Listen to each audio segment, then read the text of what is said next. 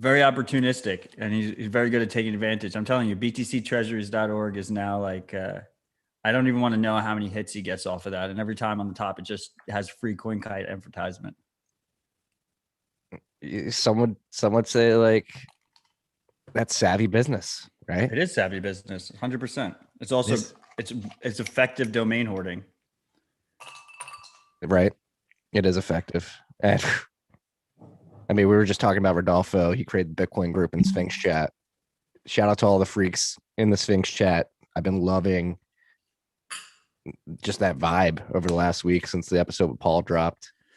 It's been fun. I've been using Sphinx significantly more than Telegram over the last week. It's like no lie. It is becoming my go-to chat app. I've gotten a lot of people on there.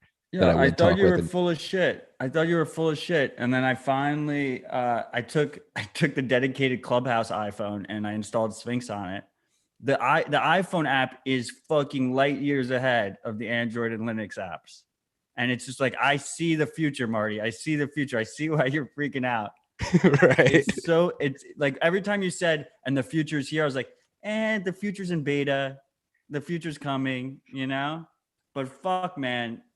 It's slick as fuck. It's really cool. And it's just a cool atmosphere in there too. Yeah, it's good vibes. And it's like, it's completely sovereign, right? Like you're chatting P2P over Lightning. You can, like, if you wanted to, you create like a private tribe. That's what I've done with some people, like group chats that you would have in Telegram that's stored on their servers. You create a private tribe in Sphinx and you bring your Telegram group over there and you just have the peace of mind. There's like a peace of mind that comes knowing that it's not sitting on Telegram servers and is distributed amongst a bunch of Bitcoiners to some degree. I mean, look, we want platforms that are end-to-end encrypted by default. That's the most important thing. And so that's the foundation that it's built on top of, which is fucking fantastic. And then, yeah, it's using Lightning's Onion network to actually transmit those messages, which are then stored locally. So it is significantly more censorship resistant than existing platforms. And the coolest thing to me is the progress recently made on making it easier to use your own node with it. I did finally listen to the Paul episode, which I hadn't listened to last week when we did RHR, and I see why everyone was super bullish on that. I mean, Paul's a fucking legend. I agree with like everything he said on the episode. He just got me fucking hyped. But the point is that it's significantly more censorship resistant. And oh yeah, that's what I was saying. It's really cool the progress that is made recently in terms of using it with your Raspberry Blitz or using it with your Umbrel node. And then you're able to just all of a sudden, not only have these distributed groups, but have this ability to have value streamed to you from all these other people directly to your own hardware that's sitting in like your closet or something, running on like $300 worth of compute. Like that's crazy. Yeah. It's insane. And like the iOS app, you get the notifications. It's crazy. Like knowing that people are listening to TFTC just by seeing a stream of sats, like the notifications come in. Like when are you going to turn those notifications off, Marty? There's still some novelty to it where I'm like, wow, this is insane. It's like, and it's crazy because it's like as low as like 2 sats, 17 sats, like some are 500 sats. Like we're talking like fractions of a penny, just like in real time. You posted the screenshot. I was like, how does he concentrate? How does he like? Is he catching any of his other notifications? It's just like sats. No, I turned off every other notification. It's just like Sphinx, and I don't go on that many apps anymore. It's pretty fucking cool, man. It's like, is it the first killer app for Lightning? What did Jack from Thunder Games said? The first killer app for Lightning was the Fold Spin Wheel. That's good. But I think, yes, this is the first true. I mean, you see people going to make nodes that haven't had nodes previously. Yeah. That's what. Oh, that was the other thing I wanted to say that was really cool is they're calling it. He actually said the words Uncle Jim. I love that Uncle Jim has become a industry vernacular term. Part but of the he vernacular. also he had the more complicated term multi-tenant, right? And that's exactly what we wanted to see how the scaling happen on these sovereign services, right? Where I can have my Raspberry Pi running Umbrel or running Raspberry Blitz, and then I can onboard them onto my Sphinx instance, and they don't even have to really know what Lightning is or anything. Yeah. That's It feels like it's happening, freaks. It feels like it's happening. I'm super fucking hyped right now. If freaks can't tell, this is And for you freaks in the YouTube comments, Matt can't see you. He's sharing a screen. Oh no, I can see the YouTube comments. You can? Of course, I'm not going to do this without being able to see the freaks in the live chat. You lied to me then. How are the freaks in the live chat? No, I put them over. I could only either see them or I could see the list, and I chose them over the list, so I cannot see the list. Okay, so I have control over the list this week, freaks. Right, you have control over the list, but I would never abandon my ride or dies in the YouTube live chat. Shout out to the YouTube live chat. Uncle Marty loves you. All right, let's get into it, especially right now because we have a dead even Bitcoin price according to Clark Moody's dashboard, $52,000. I know we have the what you're live streaming right now on the full screen on the live stream, but Clark's dashboard right now says $52,000 on the dot. That's going to get you one cuck buck's going to get you 1,923 sats. The market capitalization is down below $1 trillion at 970.5 billion. He added this new little box here, all-time high. How far are we from the all-time high? We're 15.7% below the all-time high.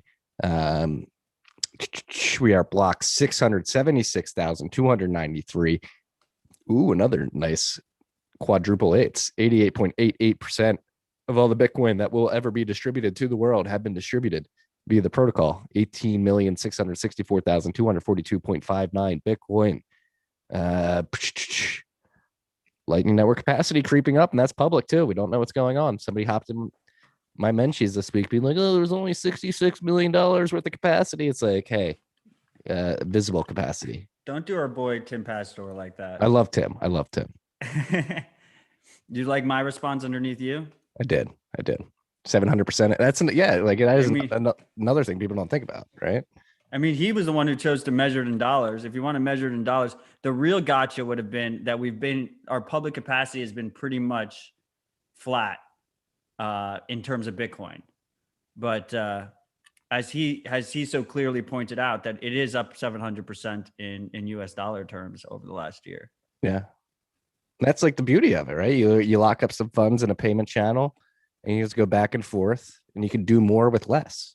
Right? I think that's probably like the mental model that needs to be adjusted when thinking about it. It's not all about like how many sats do you have on it. It's like how much utility is each sat that you put on that payment channel giving you? Like what's the multiple of how many times that sat is used back and forth in the payment channel? Dude, it's crazy. I'm telling you, I think we brought this up a couple episodes ago, but like not to diminish the hard work of all the developers in the space, and I appreciate the fuck out of all of them, and they made great strides on making Lightning more stable and more performant over the last year. But the single biggest improvement has been that every single one of the channels I have open have increased by 7-8x in terms of the amount of US dollars they can hold. Like all of a sudden when you send, we've talked up on the stacking side, right? It used to be $100 was 1 million sats, right? And now it's like 150,000 sats or something like that, right? That same exact thing happened in reverse on Lightning. All of a sudden, you're able to send less sats that equal the same amount of purchasing power, which is crazy. Yeah, it fucks with people, right? You're getting utility out of like, especially like the back and forth nature of the payment channels. Like you can do more with less, especially as the price goes up. Let's pump this up, guys. Like it if you're on YouTube, retweet it if you're watching on Periscope via Twitter. Let's get this out there. Matt and I, we did a little pregame warm up chat in the Telegram. We should be moving this to Sphinx. I told you earlier that this week, Matt, but you insist on Telegram. About between us? Yeah. No, until it's more stable on desktop. Like I'm gonna Telegram is still useful for sending the list back and forth and stuff. Yeah, I'm feeling good this week. I'm a little under the weather, but feeling good still, nonetheless. Let's finish with Clark's dashboard. We had an upward difficulty adjustment last week. The next one is estimated to be on April 1st, April Fool's Day. 2021. That's 1,083 blocks from right now as we're recording, and we're going to go up again. The estimated upward difficulty adjustment right now is 8.2%. And that's because blocks are coming in at 9 minutes and 14 seconds. That's 46 seconds quicker than the 10-minute block target. There are currently 29,137 transactions in Clark's mempool. It's not a lot. It may clear this weekend.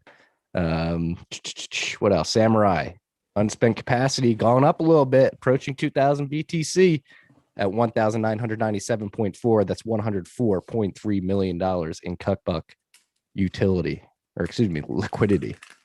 And that liquidity provides utility. That's all we got for Clark's dashboard. What should we start with?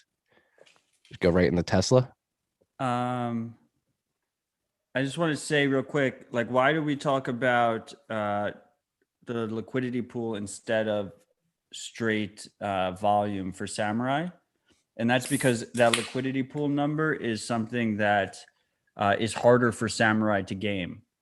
So when we talk about metrics in the Bitcoin and quote unquote crypto world, pretty much every metric someone wants to talk about is gameable. The biggest one that we've seen historically was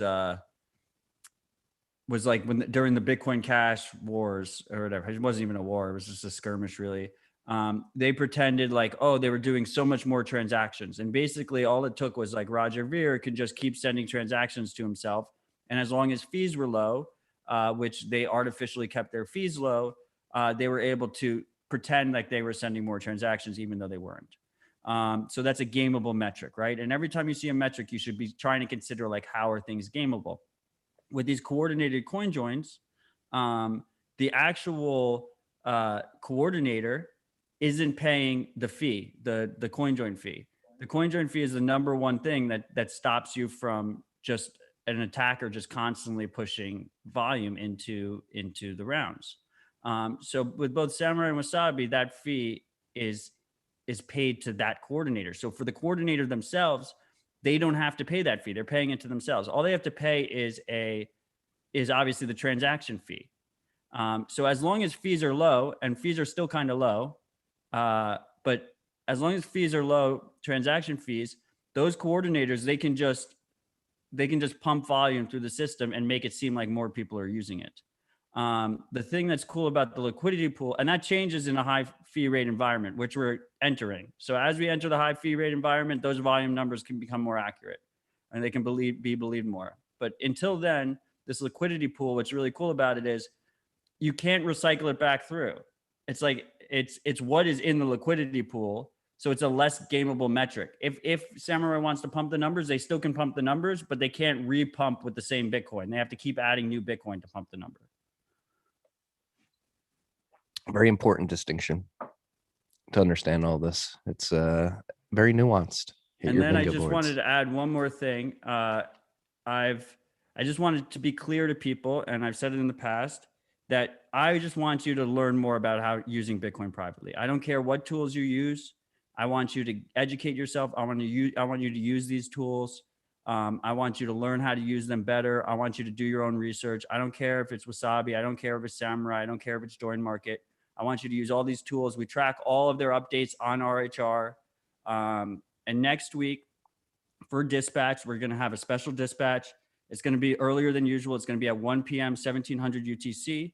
And I'm going to have No Power and Open Arms on, and we're going to have a nice civil discussion about the different coin join implementations. Wow. I'm very, very excited to watch this. I will be watching this since it's at an hour in which I don't have to do bath time. So perfect. It'll be a good one. Yeah, this is what I'd like to see. This is a civil discussion. And I think it would be much more productive over audio as opposed to 280 character bytes, which, as we all know, things can get lost in translation, and the necessary nuance definitely gets thrown out the door for uncivil type of discussion. So very pumped for that. I'll be tuning in. And just in general, like, Bitcoiners is just I love all my Bitcoiners. We agree on 99%, and then we just go at each other for that little 1%. But meanwhile, we have the blue checks who have just decided that for some reason we're like the only group that you can publicly call for genocide against. And yeah, and not get canceled. So You know what? Let's start out with a lighthearted topic. Nick Carter just trying to boil the oceans and destroy the world. He's a libertarian nerd that wants to kill everybody. So I can't believe I've had this person on this podcast. we're talking about Nick, our boy Nick. Yeah. Evil Nick. Evil Nick. Let's see. He's a libertarian nerd currently torching the planet for fun and profit. That's what everybody thinks about Bitcoiners. You realize who that blue check is, right? It's the one who Nick completely owned with his energy piece. And the guy's still salty about it. Very salty about it. And this guy, oh my gosh, he's so brutal. Like he was the guy in 2013. He had like a infamous Twitter thread where he's like walking through the airport and he's crying because of how many people are flying and with their kids and how it's all destroying the world. And like he vowed at that point in time to get a vasectomy and to never have a child because he wanted to make sure that we weren't burning the planet. Lo and behold, 8 years later, he's got like 2 kids and he's like posting selfies from hot tubs. Like, really? Wait, he made a pledge that he wasn't going to have kids before it was even cool. Now it's like a common pledge. Yeah. And he welched on that pledge. That's the weirdest argument ever, by the way. Like, I don't, regardless of where you sit on the climate change thing, like if you're like, what the argument is like, oh, like we believe that climate change is a real threat, so we're going to make sure that we don't have any children, so we're completely overtaken by the people we disagree with in one generation. Like, right. How is that like a solid strategy? Please adopt that strategy. I mean, the if we're gonna fall down that road of logic that they try to put forth, it's like we need to save the planet, so less children means less people consuming energy. So we're gonna save the planet that way. And it's like weird. Like, what are we saving the planet for? The planet's the planet's gonna be fine. Like if humans get extinct, the planet's gonna be, it's a rock flying through space. It's gonna be here. Like there's nothing we can do to destroy the planet. The planet's gonna be fine. We've had many examples of the planet surviving some pretty adverse conditions throughout not human history, but just the history of this rock. And then the other thing is like, all right, like, and again, like go listen to the episode I posted last week with Alex Epstein. I got a little drowned out because of Paul's mind melting episode on Sphinx, but makes like a really good point where like in the 80s, one of Obama, like a man who eventually became Obama's lead science advisor, I forget his name, it's like John Hendrickson or something like that. In the 80s, he was screaming like, if we don't do something fast, 1 billion people are going to die from climate deaths between now and 2020, literally like over that 40-year period. And if you go back and you actually look at the data between 1980, whatever, he made that prediction, and 2020, climate caused deaths fell by 98%, which is like insane because we were able to like utilize energy to protect ourselves from climate change. It's a very like there's not enough adults standing up and having level-headed conversation in that space. That's all I'm going to say. We're not going to delve into. I mean, all of this is irrelevant. Even if you believe that's not the case, you still should be like, your kids should be the ones championing the environment. Like you're just going to let the people who hate the environment, per your logic, just have as many kids as possible, and you're just not going to have any kids. It's a failed argument. It just doesn't make any sense regardless of where you stand on climate. But I like to go back to the fact that it seems like every other day, a blue check feels comfortable enough to basically say like we should just all die and that like we're like violent people and shit. Like I really did not expect that kind of level of hate coming from the cancel class, right? Like this is the class of people that get canceled over saying all these little bullshit things, but they're allowed to just say this flippant stuff about us because like we're the undesirables apparently. Yeah, and it's people that like the Chapo guy, the Chapo Trap House guy wants to drone all the Bitcoin miners, like off the predator drone Bitcoin miners, because he thinks they're stealing electricity from Californians, which is like further from the truth. Like couldn't be further from the truth. It is weird. It is weird why Bitcoiners get singled out, like especially when you actually delve in and understand the topic as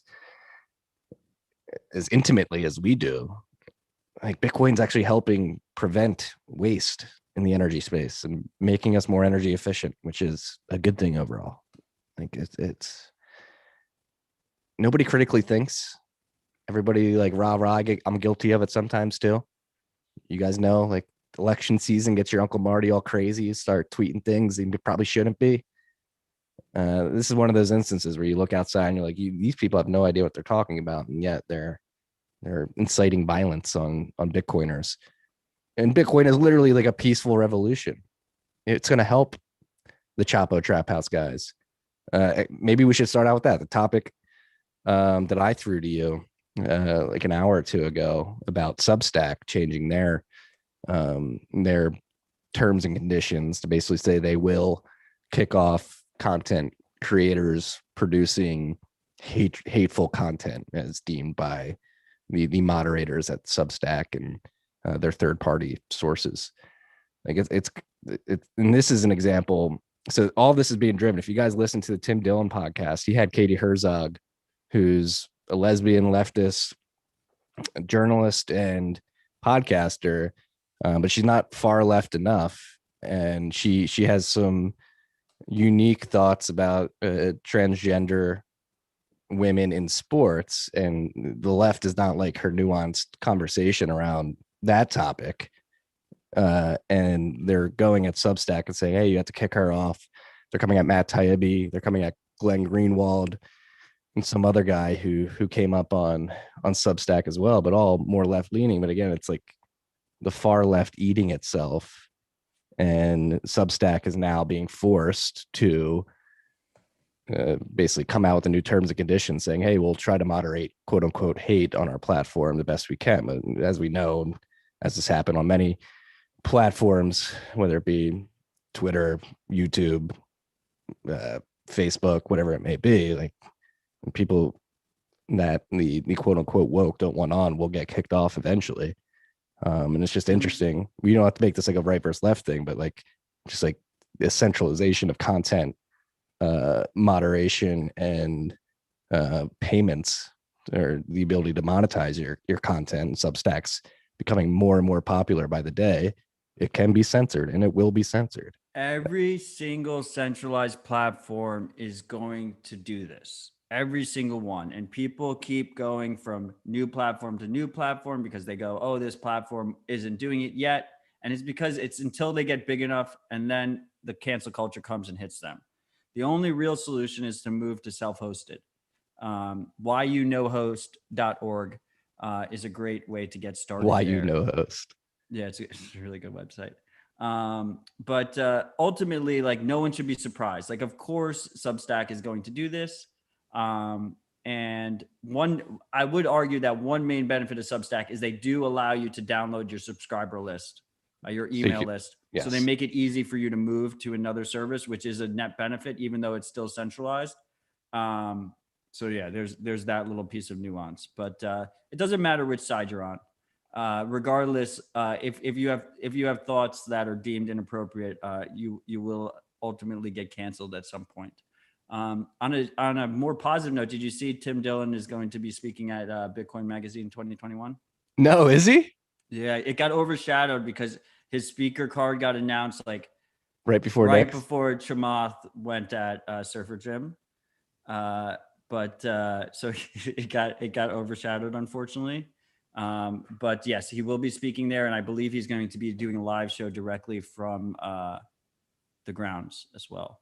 Hell yeah. Fuck yeah. Maybe I love Tim Dillon. He's fucking hilarious. And also, since we mentioned it, since we mentioned it, first of all, David Bailey was on the podcast. I haven't listened to it yet. I know his last episode is fantastic. The CEO of BTC Media, the parent company, was on the podcast with you. So freaks should consider going to listen to that. And also tonight for Bitcoin Magazine Happy Hour, he will be joining Surfer Jim on Happy Hour at 9 p.m. Hell yeah.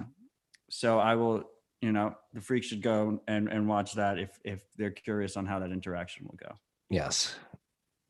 Quick stop back at the Substack censorship. That's why I love our combination and we only monetize, like, obviously we have the ads, where the advertisers pay us directly. But like when it comes to like users, you freaks helping us monetize, it's only Bitcoin via BTC Pay server directly to our hardware wallets, and then we syndicate the content, the podcast via RSS feed, which is free and open source, and then the website's built on Ghost, which we don't self-host yet, just because of the fact that I'm still a nomad, but we can easily switch over to a self-hosted model if we wanted to be a Ghost. And that's the stack that I like for monetizing the content is Ghost and BTC Pay server. For written content is going to be the future.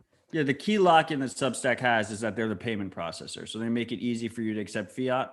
There's a bunch of so-called Bitcoiners that make you pay with credit card to read their newsletter through Substack. And that's like the main lock-in over there. Like I look, like everything with Bitcoin, we talk about these trade-offs all the time, you know, stuff like using Liquid. If you have a more centralized service, you're going to get increased convenience, lower cost. I'm not like completely against centralized services, but you should operate under the assumption that at any point you can get cut off and be ready to move into a self-hosted situation if you need to without major issues, right? And that should be how you operate, just period, right? And a perfect example is this live stream, right? We're live streaming through two centralized platforms that both have heavy censorship, Twitter and YouTube. We will do that as long as we can do that. And if they block us out, then we will, you know, mitigate it however we can mitigate it. But ultimately, at least you can get it automatically through the RSS feeds as well, right? We have other platforms that we can send it out. The streaming side's more difficult, but that's like how you have to play the game, right? Yeah, exactly. This is a perfect segue into what we will make the first topic, which is the fact that Breeze is a platform, not a wallet. It's actually an important distinction. They're building a platform for people to build a world on top of the Lightning Network. They implemented podcasting 2.0 compatibility this week. And if you listen to the Sphinx episode last week with Paula Toy, we dove into the whole concept of podcasting 2.0. Essentially, we have a Lightning Network public address embedded in our RSS feed, and you freaks are able to stream sats to us via apps that are podcasting 2.0 compatible. And Breeze is now one of those apps, one of those platforms where you can do that. And it's been crazy to see. I know some freaks out there may be listening via Breeze right now. I want to thank you for that. And so they have the ability to listen to TFTC and stream sats directly to our Lightning node, which is running on Nodal Cloud right now. Super cool. Shout out to Roy and the rest of the Breeze team. I love it as a wallet, and now I'm going to love it as a platform as well. So it's the beauty is this is bigger than Sphinx, right? Podcasting 2.0 is basically iterating on the RSS standard to create this open standard where all these apps can jump into it and provide you with that ability to stream payments directly to content creators that you enjoy. Yeah. And that's like one thing I'm looking forward to is like really sitting down with you, Matt, getting a developer and getting really, so like any of you freaks listening to this, like we want to like make this, I know we have the shout outs. We'll get to this. We only have one shout out this week. We'll get to it, but I want to make this as interactive as possible and reward freaks that interact with us, especially if like you provide clips or some information about the show where we can just get really granular, have a dev producer that allows us to basically work with that RSS value block and distribute sats like immediately to anybody producing clips for the show to like split it evenly between me and Matt right away. Obviously we'll be contributing to the apps that enable podcasting 2.0. Like we want to Bitcoinize this whole stack. And like I've said it in the ad read before the Sphinx episode, in case you freaks skip the ads, like we want to go ad free in 2022 and just Bitcoinize the whole stack and go value for value with Bitcoin only. And it's becoming more and more tangible by the day. And like the fact that Breeze is adding this, I imagine it's going to entice other apps to do it, and it feels like something's happening here, and it's beautiful to see. Yeah, absolutely. Fuck yes. It's the future I want to see. Tesla's accepting Bitcoin and they're going to hold too. Dude, imagine being a fucking BitPay shareholder watching that fucking news and just realizing that all of a sudden a bunch of major corporations are all going to start accepting Bitcoin and there's absolutely no fucking reason for them to use your service when they can just pin up open source code and use their own node and not pay your fucking fee. It's so beautiful. Yeah, they built it in house, haven't they? It was a mix of in-house open source code and it seems like there's some Stripe code in there. Stripe or Strike? Stripe, the The payments big- company. Okay. But yeah, the point is they're going to accept Bitcoin. They're not going to convert it to fiat and they're going to hold it, which is what we've expected on this podcast since the very beginning. Like this is the future. Ultimately, I think they'll go even more, another step further and they'll offer a small discount to try and encourage people to pay them Bitcoin because it'll be a cheaper way for them to acquire Bitcoin than on the open market. So that's the trajectory I expect them to go to.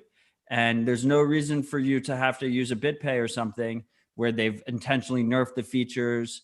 They don't, add new Bitcoin capabilities as they come out. They have onerous KYC requirements. They custody your funds and they fuck around with you. And then on top of all of that, they take a fucking fee. Like that business is done. And they There's had some no like reason for anyone to use BitPay. they had some bad Bitcoin code too. What was it, BIP 71 or something like that? That they implemented and like fucked things up for Bitcoiners for a little bit. Yeah, for a while, the only way you could pay their invoices was basically to use their own wallet. Yeah. It's garbage. Fuck BitPay. I mean, that's the beauty of BTC Pay Server is that it was a free and open source software project. Literally started out of spite because Nicholas Dorier got got pissed off with BitPay. It's a beautiful thing to see. 100%. But it's important to realize for the freaks that this isn't BTC Pay. They aren't using No. BTC Pay. What is cool about BTC Pay, though, is when the announcement happened, BTC Pay guys weren't sure if they were using it or not because it's free and open source software. So if Tesla was going to use BTC Pay Server, they didn't necessarily have to talk to anyone from BTC Pay Server, which is crazy. That's the beauty of fucking Foss right there. It's all happening, freaks. It's all happening. This is what you want to see. Tesla's going to get in, skin in the game. You don't want to see them put Bitcoin on their balance sheet and then use something like BitPay to accept Bitcoin payments. So, I mean, and they have like one of the co-founders of Sphinx. I think I'm like comfortable saying this because I'm pretty sure it's public knowledge. Like, is a Tesla SpaceX guy. I didn't know that.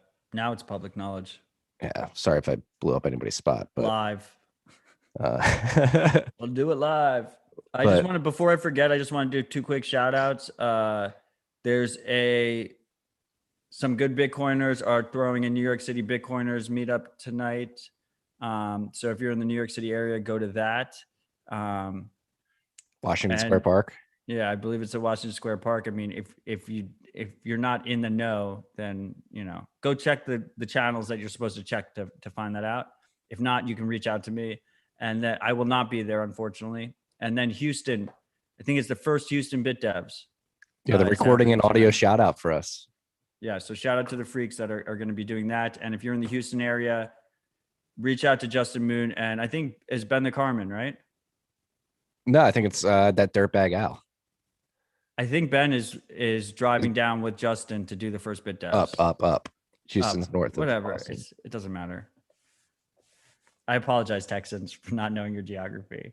Up. That could be wrong. Uncle Marty's not. You could be wrong. You just corrected me, bro. I'm pretty sure it's north. Houston's on the coast. One of the freaks will. Houston's on the coast. I'm gonna have to pull up a map now. I'm pretty sure Houston's on the coast. Anyway, there's a meetup in Houston. The first Bit Devs ever in Houston. I'm pretty sure is the first Bit Devs ever in Houston. If you're in the Houston area, figure out how to go to that. It'll be a good fucking time. Check it out, freaks. And again, like Matt mentioned, or I mentioned, they're going to be doing an audio shout out. And I teased it a little bit earlier, talking about the podcasting 2.0 capabilities and the value block. I want to integrate audio clips like they do on No Agenda in this show. I think it would add a lot of value. What do you think, Matt? I'm 100% down for audio shout outs. Audio shout outs, but then like audio clips and stuff, like how you start Citadel Dispatch with like clips. Like if we want to talk about a subject and there's like a 30-second like little rip.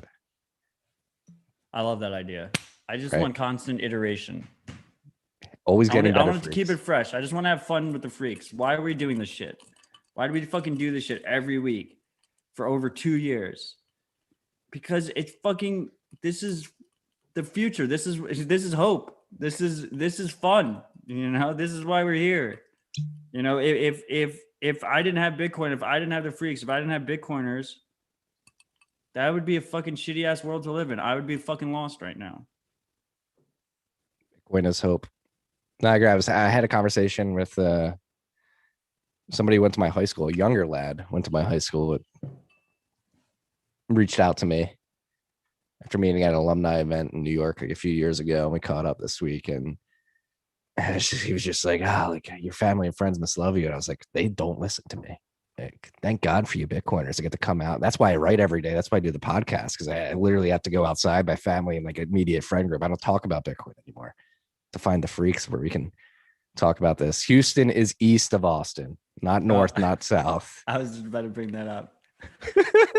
Shout out to David Havel, freak in the live chat, letting us know about the proper geography. I would also just add there that it's pretty funny when I find out after the fact that I have like friends who I thought were no coiners who have just been secretly listening to the podcast for like the last 8 months and have just been stacking. You know, they just like secret freaks in my life. I love it. Yeah, it's like the like a silent head nod, like at the end of Batman, The Dark Knight Rises. It's like Alfred, like, yeah, I see you Bitcoining over there, but I'm not going to acknowledge it in person. Microsoft just launched Ion on mainnet. This is something that's been talked about for quite a while. What do you feel about it? So like Ion is a second layer identity,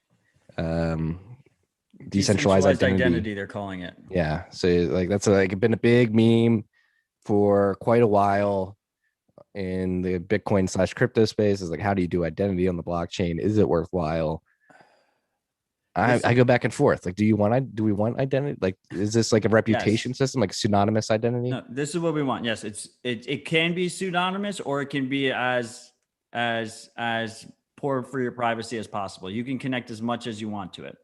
Look, both this and NFTs come down to a simple concept: digital signatures. Okay, instead of physical signatures where you use a pen and you sign shit with your private key. Okay. And there's a reputation tied to that private key. Now, NFTs are filled with bullshit hype and all this other fucking garbage and lots of pump and dumps and people trying to squeeze their audience dry. And it's mostly like a marshmallow test of how much integrity you have. People dumping all of his ETH and saying this is a bubble. Right. Exactly. But at the core, we come back down to digital signatures. And that's where we see in decentralized this DID system that Microsoft's proposing. And basically the most important tangible reason that we need this is because we're entering the world of deep fakes. And the freaks know this shit because they love using all these face swap apps that like put our face on some random, meme or whatever. And some of them, they'll put us on like Christina Aguilera or something, and it looks kind of realistic. It looks pretty close, right? And they're using some shitty free app on their iPhone. So it's going to get more realistic, and we're going to get to the point very, very soon where like, if you're the president or if you're a CEO of a company or something, or if you're us, like every single RHR release is going to have not us. No, us as well, because they're not going to attack us. Yeah. We're low in the totem. No. But Marty, we're podcasters. So they have, when they start doing the audio deep fakes, they have so much information on us. They have us saying like every single fucking word ever. There's going to be episodes where we're just shilling Link and we're just saying like Link is the future. Can the AI mispronounce things as good as I can, though? That's the question. But my point is, every single episode we release and every single statement that comes out of the White House, or every single statement that comes out of a company's press release, is going to have a digital signature attached to it. And if it doesn't have a digital signature attached to it, people are going to assume it's fake. And if you're like on the ground, let's say like the most recent, like you're filming police abuse or something at a protest, right? people are going to assume it's fake unless there's digital signatures attached to it. Now, is the police officer or someone going to sign their digital signature that they were there, you know, abusing a citizen? No. But if you have a couple activists that have good reputation that says, I saw this video being filmed and I put my reputation on the line and I sign with my digital signature, then it becomes more believable. So as we enter this world, this post-truth world, we're going to need to rely more and more on digital signatures. And the average person is going to have to realize that they're going to have to protect their private key.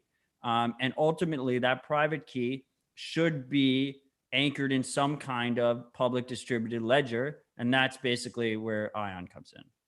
I agree. It's actually one of the first things.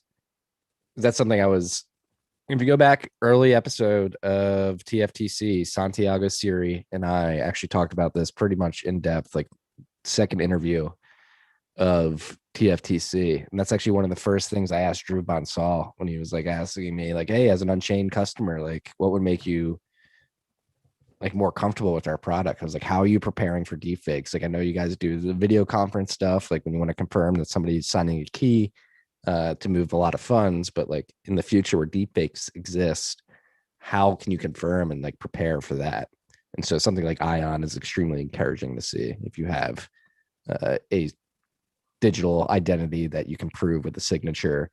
It's definitely going to be necessary. And like, have you seen the Tom Cruise one? Like the Tom Cruise one's insane. Yeah, I mean that's exactly what I'm talking about. But that's like a more advanced person, right? That's someone who's trying to prove their tech out through like the most 2021 means possible, which is to create a social media. I guess it's a TikTok, right? He created a TikTok dedicated to it. It's scary how real it looks, though. How much it sounds like him. But like, did he have to act out the mannerisms? Like that's the thing I don't. No, there was no approval. Apparently, there was no approval from Tom Cruise. Look, I'm not saying like I'm saying that the guy deepfaking Tom Cruise. Like he had to get the mannerisms. There was an actor who was already a Tom Cruise, like good at being a Tom Cruise impersonator, and then you put the finishing touches on. Yeah. Right. Yeah. Woo. But we're getting to the point where that's going to become less and less necessary, and the effort is going to become less and less. I mean, just like the perfect example is Photoshop, right? Like Photoshop was really fucking difficult in the beginning, and now Photoshop's just assumed. Like you see a still picture, and there's just no reason you should ever trust that still picture, right? Yeah, I mean, Instagram filters, you never trust that the girl is actually looks the way she does, or the guy. Yeah. Welcome to the future, freaks. It's a bold future. It's a scary future. We were born at an inflection point where things are going to change at a crazy pace. The pace of change is going to be insane. The step function improvements, whether or not you see them as improvements or digressions from civil society, doesn't matter. Things are going to change fast. They are changing fast. So be prepared. That's what we're trying to make you freaks aware of here at TFTC. FTX closing a $7 million per year deal for the Miami Heat arena. I'm not like a big FTX stan. The cool part isn't FTX. The cool part is Suarez is making fucking moves, the mayor of Miami. And what people don't realize here, the nuance is so this news came out like behind a paywall in Miami Herald, but without like strong sources. And then when it looked like the vote was definitely going to pass, it showed up in a pump piece on New York Times that is about him turning the city into a tech and Bitcoin focused city. And what's interesting here is the Miami Heat actually signed a deal with the city of Miami. So the city of Miami actually negotiates all naming rights, and they keep the lion's share of the naming rights, and they pay a flat fee to the Heat of $2 million per year. So of that $7 million deal, $5 million is going to the city of Miami, and the city of Miami is putting it to, I think, it's like to anti-crime and anti-gun violence. So it's a nice little publicity boost, right? First of all, for, you know, Bitcoin money is going to these important causes. And then second of all, I think it showcases that Suarez and his government are prioritizing Bitcoin focused companies, right? Like I wouldn't be surprised if they had some rival offers that were competitive there and they went with the one that was a Bitcoin exchange. Agreed. I actually saw some, I forget exactly where I saw, but I saw some language coming from the city of Miami that they were going to try to pressure the state to get similar legislation passed, like that has been passed in Wyoming. Right. That was the other thing. He was like, we're basically going to just try and ape all the Wyoming laws. Yeah. I mean, this is what we want to see, right? We want to see challenger cities and We talked challenger about this last week. jurisdictions. Yeah. Start fighting each other and improving everyone's standing. Improve, like, give, I love to see this. Give power back to the states. Go lower back to the cities is even better to see. But have these states, these cities, these municipalities compete for. I mean, we can say Bitcoiners, but at the end of the day, it's just like citizens at large, like taxpayers, and like create the best situation for the taxpayers in your location and compete. And it's beautiful to see. And it's like, I think Michael Krieger tweeted it out yesterday or the day before, but like a lot of people talk about secession, like Texas, Wyoming, the Pacific Northwest, like seceding from the country. But instead of like overt secession, it's just going to be a bunch of sovereign individuals and sovereign states just ignoring the federal government, which is exactly what you want to see. You don't want to see like upfront confrontation. It's like, all right, we're just millions of people living in these borders and we want to do things this way. So we're going to do things this way. Like, please leave us alone. And again, Bitcoin provides like a perfect opportunity. If you get Bitcoiners in your domiciled in your borders and they're building businesses and accumulating Bitcoin and starting to feed Bitcoin into your circular local economy, and Bitcoin keeps appreciating a price as it's in its monetization phase, like you can literally give the finger to the federal government and say, we don't need your federal funding. Like, we literally don't need it. We've made so much money from accumulating Bitcoin and holding it within our borders that we don't need your funding. We can self-fund. And when you take it to the next level and consider all the states out there that people typically would look to secede overtly and how many natural resources they have that they could potentially use to mine Bitcoin, it's mind-boggling. Yeah, I mean, I 100% agree. I think Michael Liberty Blitz hit the nail on the head there. Like, people think like there's just going to be this like outward civil war type of situation, where really what happens is the legitimacy of the federal government and the power they wield is just going to slowly get more and more eroded.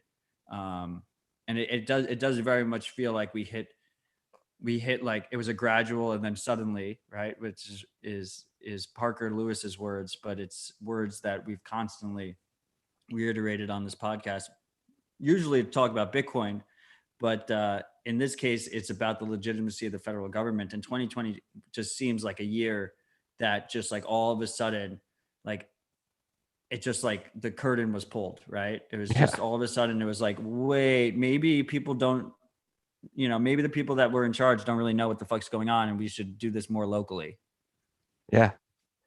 And then you see what's going on now. Like, Biden like tripping up the steps. People are like, just like, what the hell is going on here? Like, how's this, like, looking at like, how's that dude our president? Like, you can't even form a coherent sentence. And they're like, should we be trusting these people to make decisions for us on a national basis? And it's like, probably not. And that's a beautiful thing. Like, trust your local government. That is, and again, this is an argument I've made time and time again. It is impractical to think that DC, the federal government located in DC, can actually make smart decisions for all of America, which is one of the largest countries by landmass in the world. Like, the information is so far away from the source of decision making, which is predominantly in DC, that like literally you cannot expect that to produce a good outcome. Like, the decision makers are so far away from the information sources that they can't make good decisions. That's why we need to get back to states' rights, local city rights. They are closer by definition, like scientifically, to the information of their local citizens. This is exactly what you want to see. And again, Bitcoin, like the terrorist Nick Carter likes to say, is the most peaceful revolution that we could hope for. Yeah, 100%. We can, for the PC people, we can call that localism, or, as I prefer to call it, we could call that Citadel theory. Yeah. No, you sold me on Citadel theory a long time ago, but we're going to call it localism. to ease people into it. Another bullish, and this is hilarious. And somebody I forget who tweeted this out, but like this week was a classic buy the rumor, sell the news week. Fidelity yesterday announced that they filed for a Bitcoin ETF. The price immediately dumped, but this probably is the most likely ETF to get approved. What do you say? It doesn't matter, guys. Like I'm done with ETF. I put this on a list, but I'm also done with ETF watching. Like there's 6 other ETFs that are proposed. The regulators are going to either allow ETF or they're not going to allow an ETF. And as far as I'm concerned, every second they fucking delay, I'm going to continue to front run the majority of Americans. So, yeah, I mean, I love our peeps at ARK, but like they allow ARK to have like all these speculative ETFs, and like they have an ETF that's just SPACs. So just like just stocks that they expect to be taken over for a public private merger. And there's like ARK doesn't have it, but there's also like other companies that offer like 3x long and 3x short ETFs and stuff. There's so many irresponsible financial products available, and they keep pretending that Bitcoin ETF is the irresponsible one. So it's all bullshit, and ultimately it will get approved. And it seems like the market is expecting it. So I expect it more, but I feel like the watching is kind of counterintuitive. One thing I would mention though is, that GBTC discount is at its all-time high right now. What's it at? I haven't been paying attention. Earlier today, before I was in a meeting right before this, so I didn't check after, but right before that meeting, it was at negative 14%. Oh shit. So if the freaks remember the so-called FUD we said about BlockFi, it seems like that is still in play as far as I'm concerned. But I wonder, like that's a pretty, and that's a 14% discount after Barry and DCG basically backstopped the whole thing, and they were like, we're just going to start buying on the open market to try and reduce the discount, and it keeps happening. Oh shit. Okay, it's 9.9% now, according to Rad Vladdy in the comments.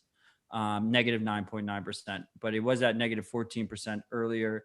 As you know, the markets are now closed for those traditional finance people, which is super weird. But yeah, I just in general, like with this dip and people like calling tops and stuff, that makes me feel rejuvenated. It's Right. nice to be contrarian again. I want to be contrarian again. I do as well. There's been too much winning. We need Too to much brought down the earth.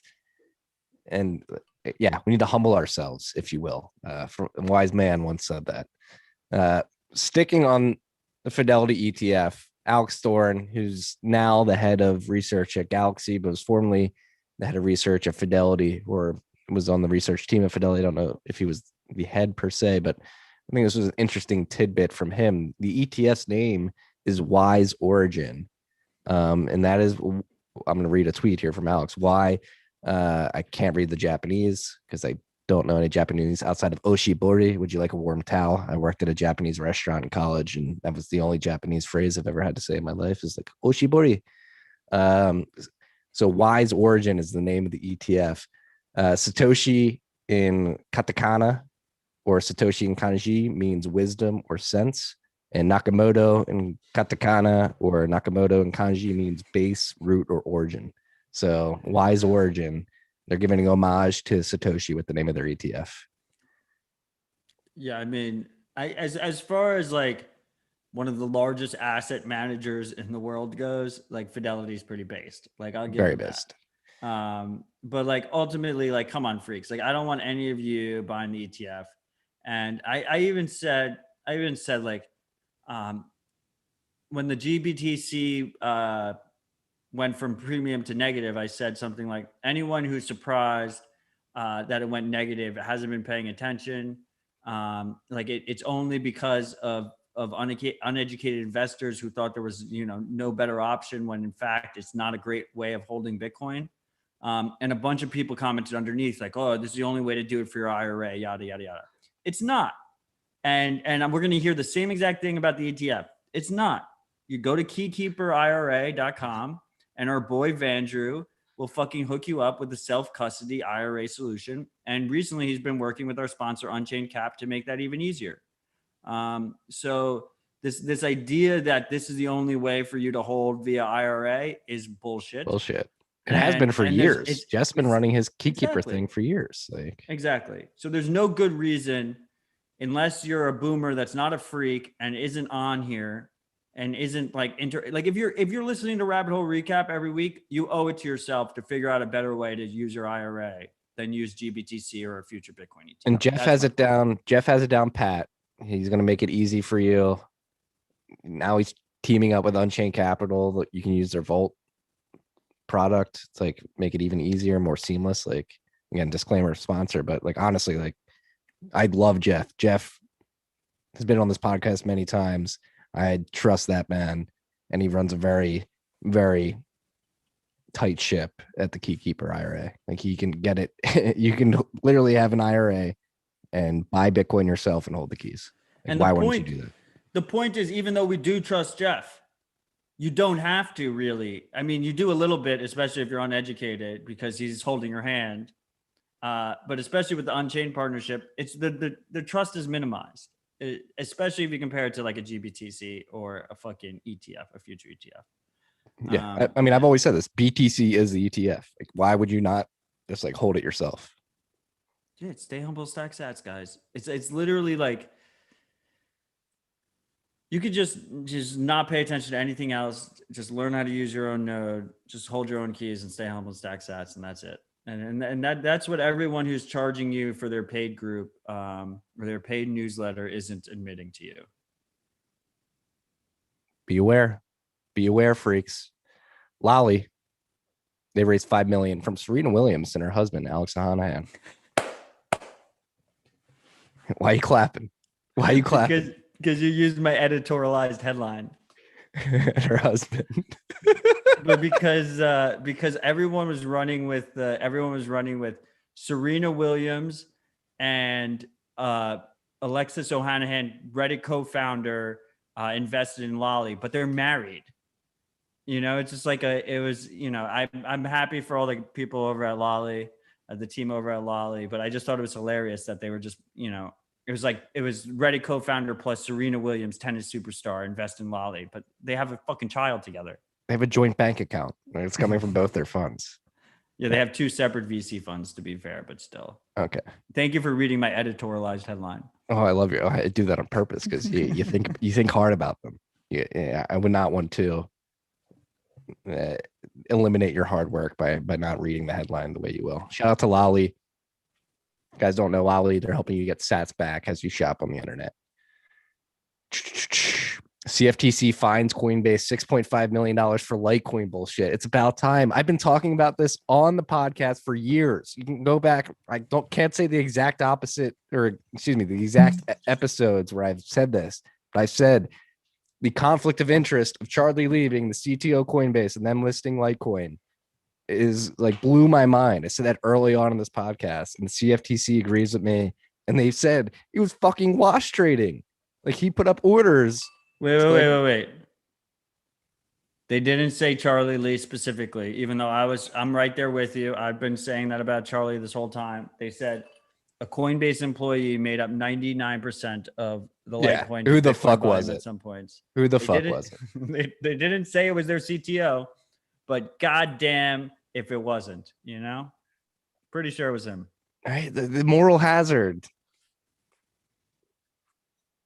Ugh.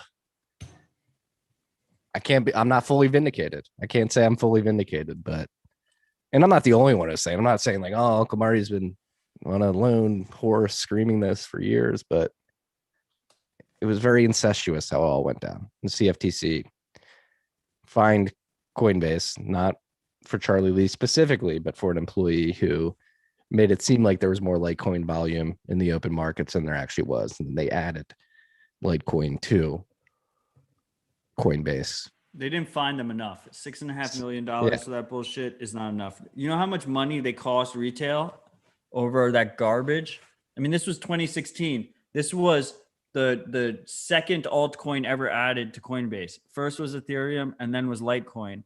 In 2016, right before all the shit happened. So Litecoin was trading at like fucking nothing and then proceeded to go on a fucking insane ass run. And then Charlie sold the top and then left Coinbase. Yeah. I mean, like it's staring everybody right in the face. Like it's like, this is exactly what fucking happened, but nobody wants to come out and say it. It's so fucked. And then like, can we have some Coinbase hate here for a little bit? Oh, I mean, we actually we don't hate on Coinbase. Yeah, continue. I mean, the Bcash launch too, the Ninja launch. Yes. Have you heard the rumors why they did that, the way they did it? Which rumors? I mean, just like they knew that their employees were front running the trade. Oh yeah, that's obvious. You can see it on the chart. Yeah. It's insane. They also launched it at like 8:30 p.m. on a Tuesday. On a Tuesday. We did. You guys can go back too. Freaks, go back, run the tapes. We had an emergency TFTC episode like December of 2017 when this happened. It was me, Matt Brown, and Lewis. I think Barstool Nate was on it too. And it was like a 30-minute episode. And we talked about it. I called it out that day. I was like, this is bullshit. This is insane. Yeah, I remember that was chaos. People were calling me like panicking. They were like, is Bcash going to be the one that wins? I have a tweet that's like literally the top of that garbage. I think at one point, the closest it got on Coinbase was it almost hit 50% of Bitcoin value. And at the time, Bitcoin was trading at like 9K and Bcash was trading at like $4,500. And now, you know, and now Bitcoin is trading at well, the chart says right in front of us 52K. Well, really on the real exchange, 57K. And Bcash is trading at like $200 or something. Yeah. All bullshit. All bullshit. I just telegrammed you because I think this is breaking news that we should talk about. Let's see. Especially considering the next topic, which is the new FATFA enhanced KYC guidelines. Oh, shit. Right? Pertinent to this topic, right? Yeah, obviously. So the Financial Action Task Force, an unelected group of assholes in France, or they're not all French, but it's where they congregate to make these guidelines, the KYC AML guidelines that no, Marty Zal, I didn't cause any audio issues yet, you asshole. Go away, So, pigeon. I mean, if you're going to call out the live chat, Zorn101 is asking when we're going to do a Friday night TFTC where me and you just get super sloshed and talk trash. We do that every Thursday for the last 2.5 years. Did we not talk enough trash on Coinbase? Are we not getting drunk enough for you freaks? I'm drinking Macallan 15 right now. Really? Yeah. No one can tell because your camera is off. Awarded to me by a freak. Which Macallan 15? Highland single malt Scotch whiskey double cask. Double cask. It always says Highland single malt. I'm drinking Mezcal Convite, 100% agave. I've been on a Mezcal kick lately, and it's just very delicious. So cheers to that, freaks. Cheers. But back to more pressing issues. Financial Action Task Force is out. They're putting forth new guidelines, and these guidelines are pretty aggressive. We've been warning you freaks about this for some time, but it looks like this is the most aggressive move to ban peer-to-peer transactions. The way you read the guidelines they're putting forth, I believe it was specifically section 21A, which is a bit ironic. They basically say like, so they define virtual asset service providers, VASP as they call them, as being responsible for making sure that they don't combing or allow Bitcoin to go to wallets that enable P2P transactions. So I think this could be an attack on Lightning too, the way it's worded. Well, that's what CoinCenter. So I put in the list both the actual direct source to the FATFA quote unquote guidelines, which FATFA is, as Marty will always remind you, is an unelected organization that really doesn't technically enact laws, but all the governments underneath them usually comply with it, regardless. And they a lot of times they'll go above and beyond what those guidelines are.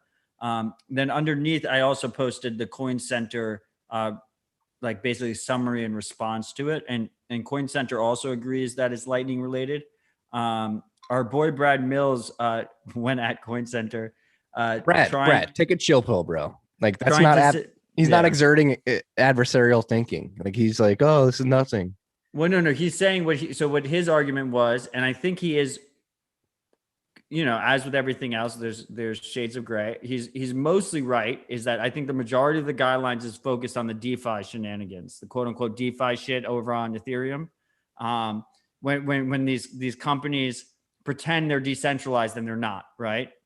And we see that a lot in DeFi land. We're seeing that right now with this newest garbage coming out called BitClout, which is led by all these VCs, Oh and they my pretend, gosh, dude. even in their white paper, in all their shit, they're like, we're decentralized, we're this and that, but they're really centralized. They're controlling shit, right?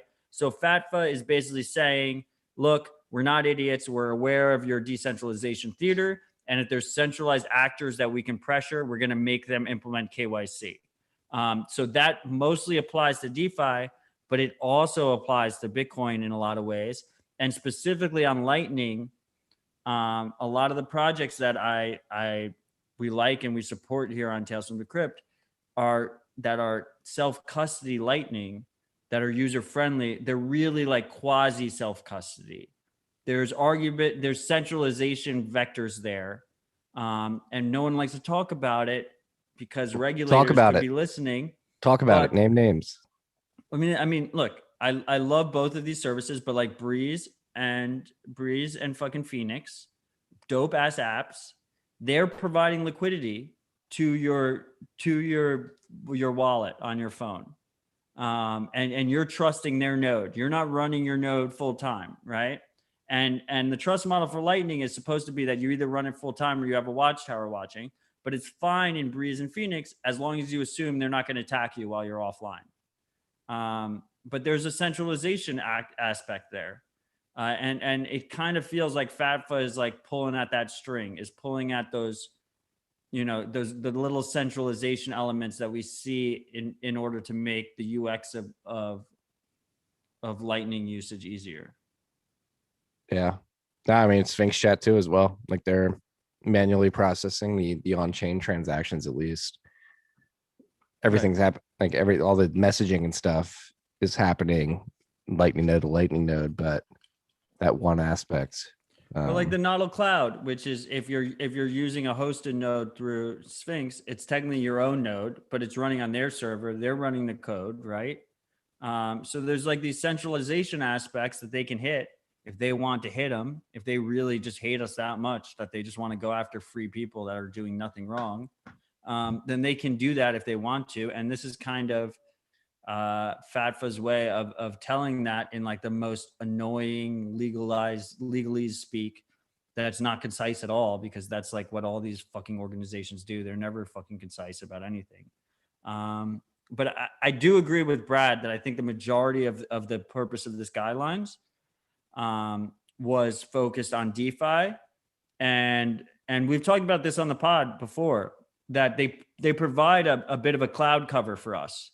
Right? Like they're doing the most crazy fucking shit in the most obviously centralized ways. And they're breaching securities violations left and right.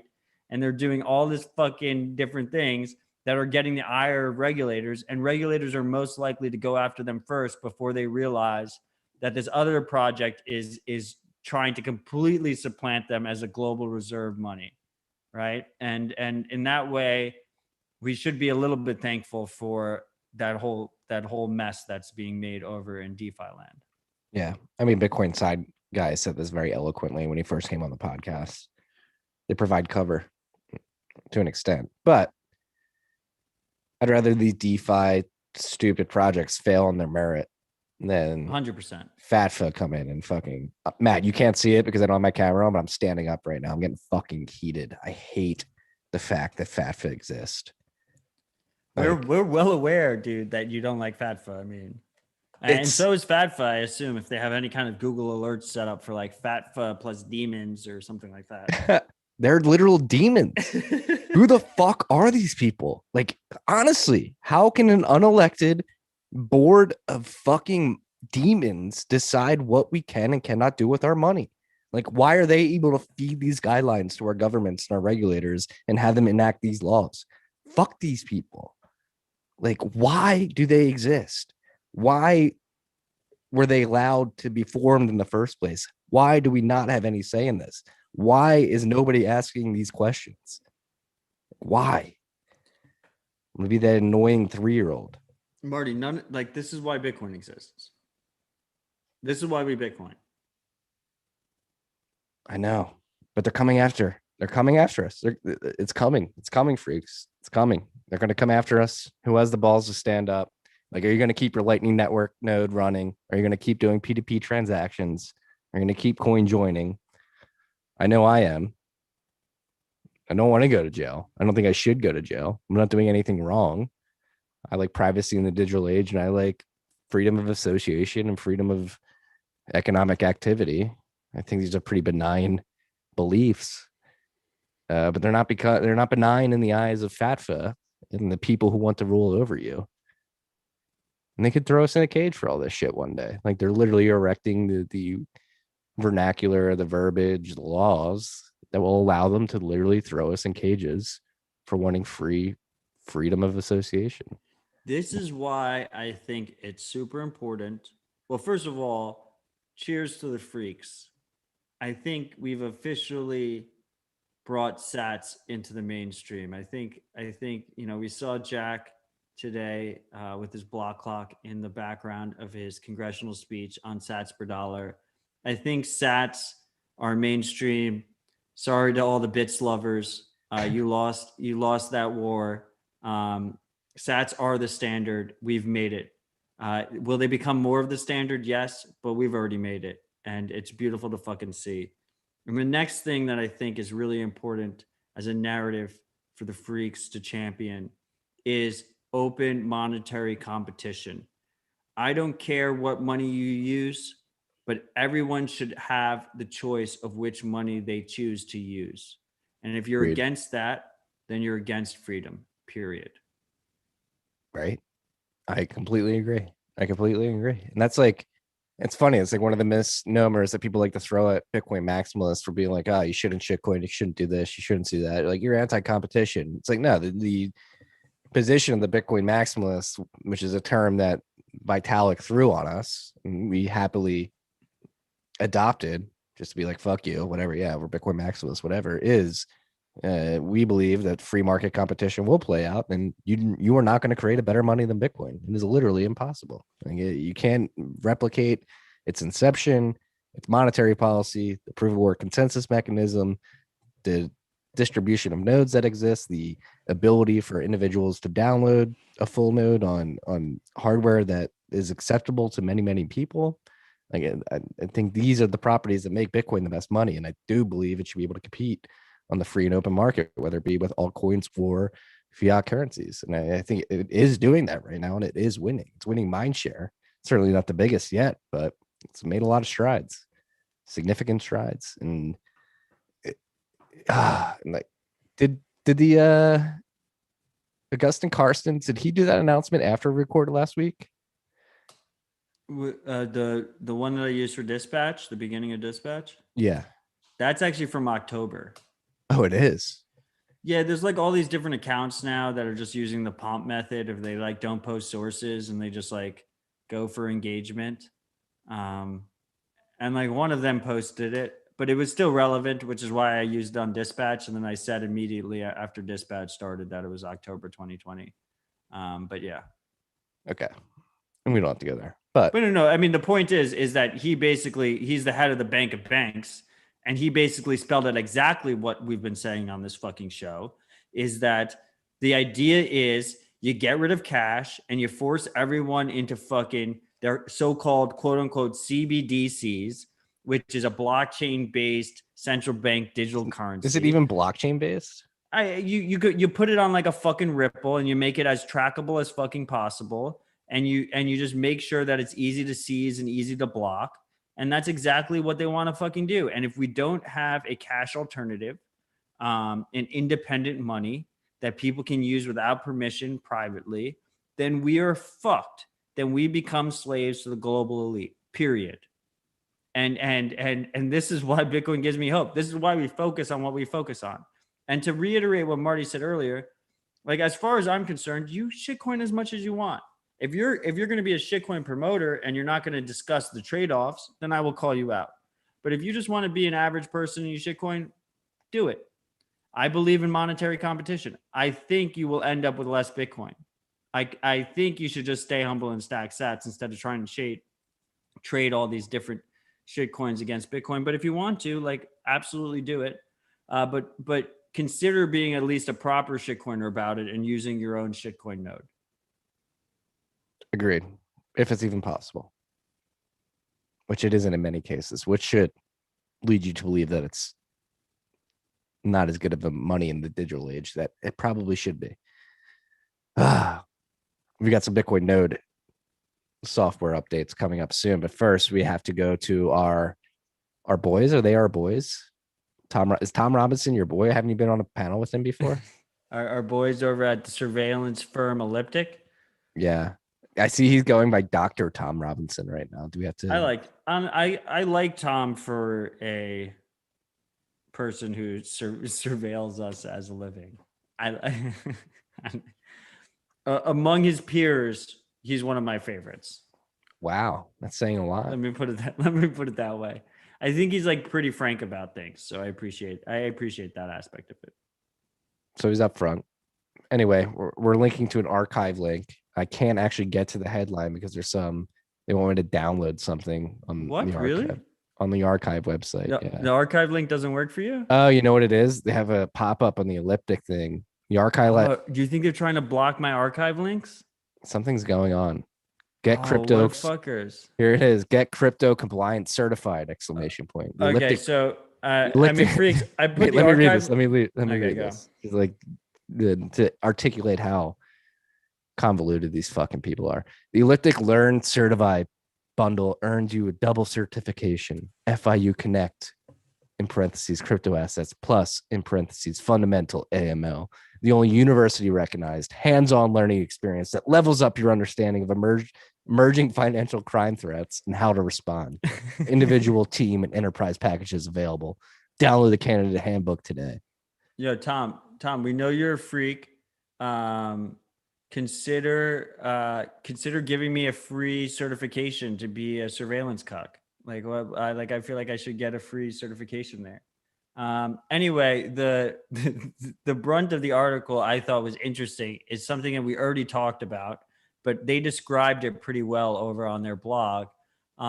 Is Hydra, the largest dark market, period, is a Russian-only dark market where they only speak in the Russian language. And Elliptic explained their process of the dead drops. Remember, we talked about this on the show where they like give you the coordinates and then you go and you leave your money in the coordinate. You pay them in Bitcoin and then you go and pick up whatever the package is. And recently, Hydra's been specializing in cash to Bitcoin as well. So you go to the dead drop and there's cash waiting for you instead of drugs. Yeah, it's happening. It's that's one thing. Like looking at the chart from what I can see, like are they like how much is the US dollar value? Like how much has been hodled on the Hydra exchange at that time versus like the time of when the goods were exchanged? You know what I'm saying? Like, is the value of Bitcoin going up, inflating these numbers? I guess that's the question. No, it isn't. What's really cool about their system, are you running your VPN? Not at the moment. Okay, so I won't even send you the regular link. What's really cool about their system is that you're able to complete a trade in like 40 minutes. As opposed to a traditional dark market where, you know, you're waiting for your fucking package to come in the mail for 2 weeks or whatever. You can literally, and the overwhelming majority of their business happens in Moscow proper. So right? it's like a carrier weed dealer in New York City. Right. Like if you're a New Yorker, you're probably like pretty aware of like getting weed or cocaine or something via text message. Yeah. And then like all of a sudden, like a random underling shows up on whatever street you tell them to come to. Or they come straight to your apartment. You warn your doorman. Poor OPSEC, Marty. Hey, somebody's coming. But they don't want to meet on the corner. It's not my decision.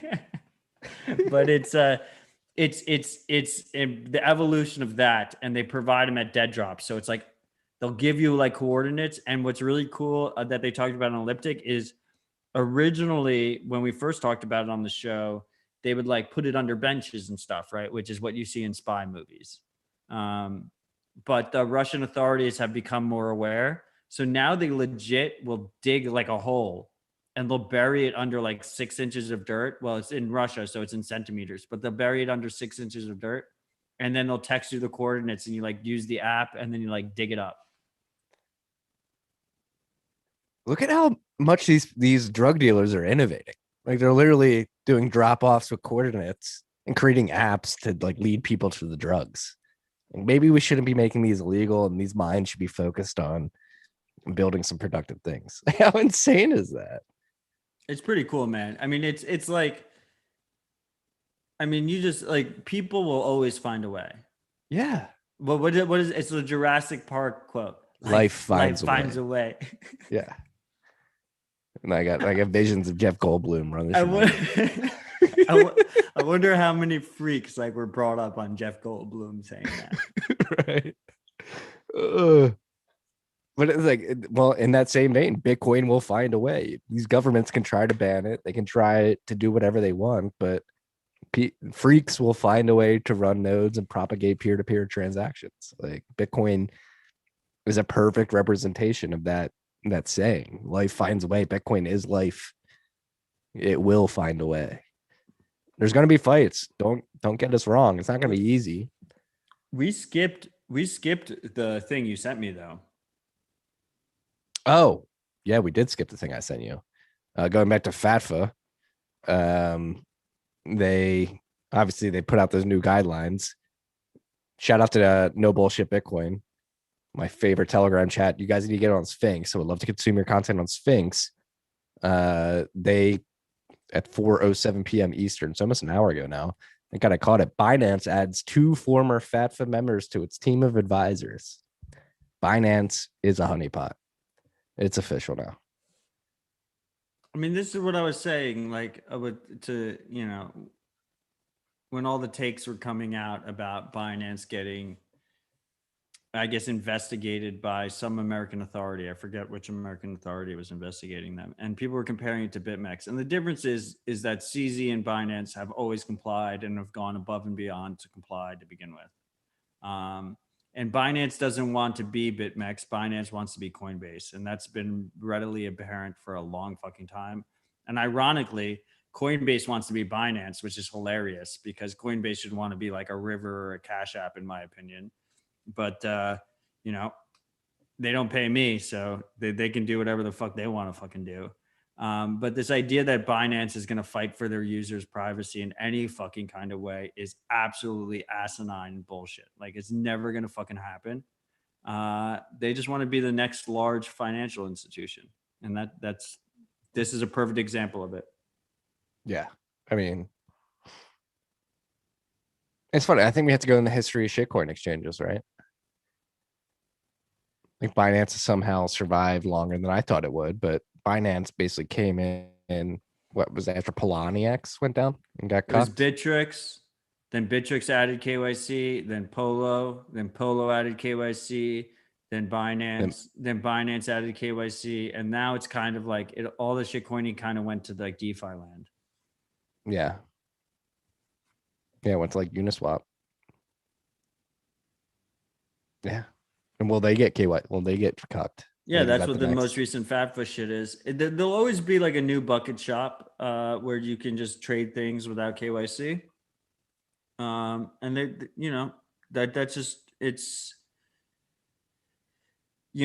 difficult for the people who are trying to make money on those things. But as far as the user is concerned, I feel like there'll always be someone offering. I guess the new one now, if you want to talk about centralized entities, would be Bybit, BYBIT, is like the new centralized bucket shop. There's always going to be like at least one, I think, centralized bucket shop, just because FTX too, right? FTX requires KYC pretty much. The restrictions are so tight for the non-KYC accounts that it might as well be fully KYC. And you have to remember, like Binance also technically has a no KYC level.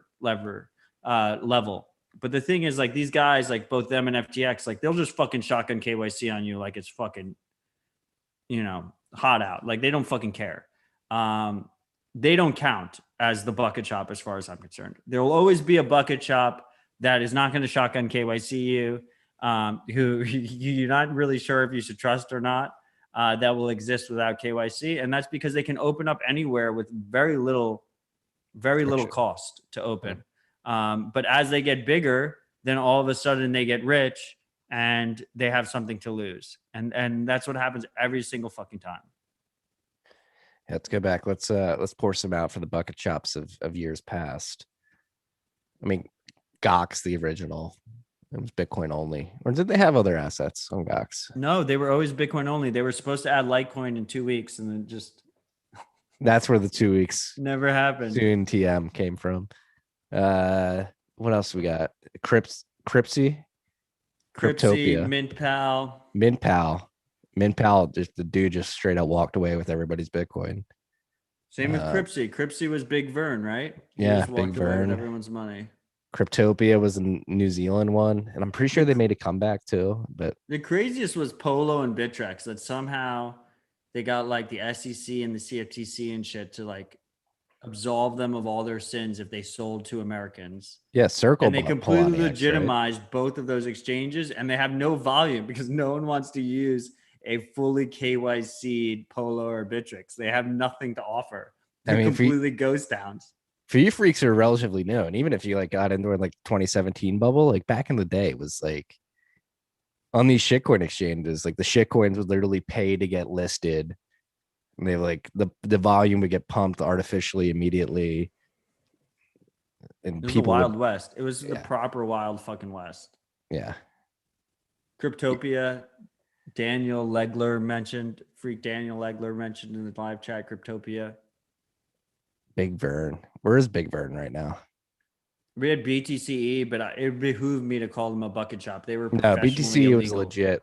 They- Like pure. they- They're they pure were like pre- BitMEX. BTCE and BitMEX are in the same Yeah. are in the same category in my mind. Yeah, I don't consider BitMEX a bucket shop. They were just like professionally against America's laws. Yeah. With two Americans as the co-founders. Like pretty based. Yeah, I mean, we say it time and time again. BitMEX did it right. I Freedom. don't There's know. Do you see they BitMEX flagged the first official flag of a join market coin join? I saw. Yeah, I saw that. But that's what we expected, right? We've been warning people. Like No, but like, what concerns me a little bit is so where you see real privacy issues happen is when people use a service expecting it to be KYC free. And then after the fact, you so can't like, assume that with Wait, assume that with BitMEX. right. Look, I respect the fuck out that BitMEX waited until one of their three founders was arrested and held hostage basically to implement KYC. They pushed back as long as they could possibly push back, right? But my point is that BitMEX has a shit ton of records now that presumably they could be handing to authorities of different governments to comply, to get lesser sentences. And the people that used BitMEX didn't assume that there would be that kind of level of information sharing, right? So people might have been more flippant about which Bitcoin they sent to their deposit addresses, which email addresses they gave to BitMEX, and they shouldn't have, right? Like you should always be, obviously as the user, you should be apparent about what you're doing and when you're doing it. But Bitcoin is a ledger that we expect to exist forever, right? So anyone who's used BitMEX and you've withdrawn from BitMEX, you've deposited from BitMEX, what kind of ties are on the blockchain of those interactions? What kind of ties exist with the email addresses you used with BitMEX? What kind of ties exist with the IP addresses you connected to BitMEX from, right? And all this information is in BitMEX's servers. And if they're handing over this stuff, like all of a sudden, there's a lot of information there. And this is why, like, this is why when you interact with centralized services, CoinJoin is so fucking important. Because if you don't use CoinJoin, like you just have these ties on this fucking ledger forever. Yeah.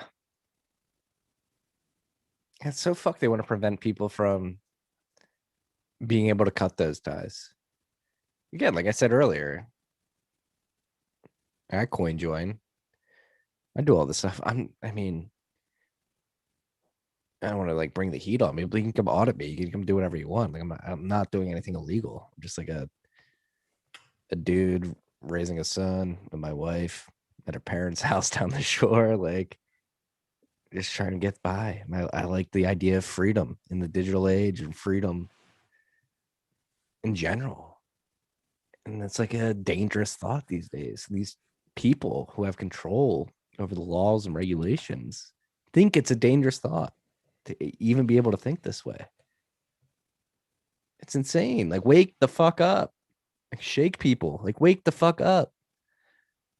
Like, I don't want to get like into the COVID thing, but like people are like openly like welcoming vaccine passports with open arms. It's like, do you not realize that this is like legitimately like the papers in Nazi Germany? Like, show me your fucking papers. People are welcoming this shit with open arms. It's insane. It's fucking insane, dude. Are we crazy? Are we the insane ones? What? How are we wrong? I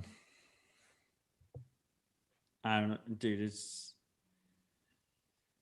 I don't know what's next on the list. Bitcoin is hope. I I you just reminded me of all the blue checks that are just coming for us. Like But like, it's honestly, unfortunate all the blue checks are short Bitcoin. You know, at well, least we have like 6 blue checks that are on our side. before we get into the next segment, which is software updates, we got a bunch of software updates, but that is another thing. Like, is the blue check anger and push for violence against Bitcoiners envy about the price appreciation? Is that what it's driven by? Or do you think they actually care about everything they pontificate about? Dude, this whole world, the whole life we live, this whole short, fucking, vibrant, beautiful life we live is dominated by jealousy and greed. And the beauty of fucking Bitcoin is that it fucking channels that for good. But everywhere else, it's channeled for poor, for bad, for badness. Yeah. Jealousy's a hell of a, it's ugly. Jealousy's ugly. It's very ugly. It's very ugly. You can't hold hate in your heart. I think Joe Dirt said that most famously. Can't have hate in your heart. Life's a garden, dig it. Don't worry about what Joe Schmo's doing. Don't try and keep up with the Joneses. Worry about your own life, your own family. Whether or not you're waking up, making your bed, making breakfast for your children. Worry about yourself. Nah, the Macallan 15 bottle's been broken into, and there's been a considerable amount drank. Nah. It's like, I don't get why. I don't get why they feel like so much ire towards us. When, like, honestly, if you come down, come sit at the table with me, have a scotch with me, talk about this stuff. Like, I don't think you'll hate me. I think you'd actually like get what I'm trying to get at here is like the problem is not me versus you. It's this overarching demon run political governmental system that wants to control what we do. And they force you and me to conflict with each other so that we're distracted. This is why the blue checks fail to get it for the most part, is because the blue checks are usually at a position of power in our status quo, right? And Bitcoin threatens that for them. Bitcoin is against that status quo. If you're talking to someone who's just, in person, who completely disagrees with your political affiliations, you can usually get that person to agree that Bitcoin's a net benefit, that we're both on the same side. It's the person who the status quo strictly benefits them that refuses to acknowledge it and will outwardly attack us and will make us a pariah. And unfortunately, there's a whole set of the journalist class that should, for really no reason, think the status quo benefits them, but it gives them a blue check on Twitter and it allows them to tweet things that people retweet, and it gives them like this sense of power, even though they're living in their tiny little shitty studio in some second tier city, and wondering like they're the SS. They're the SS. yeah, they're ratting us out. And 2020 was just like a big whole test on that shit. Right. They're terrible people. I didn't want to go that far. I want to go as far as saying they're terrible people, but really, like, you're devoid of any personality or individuality, more importantly. Like, that blue check mark makes you, like, gives you like that SS double lightning fucking mark on your Nazi coat, and you think like you can tell middle America what to do. Like, fuck you. You're a fucking disconnected demon. We will win.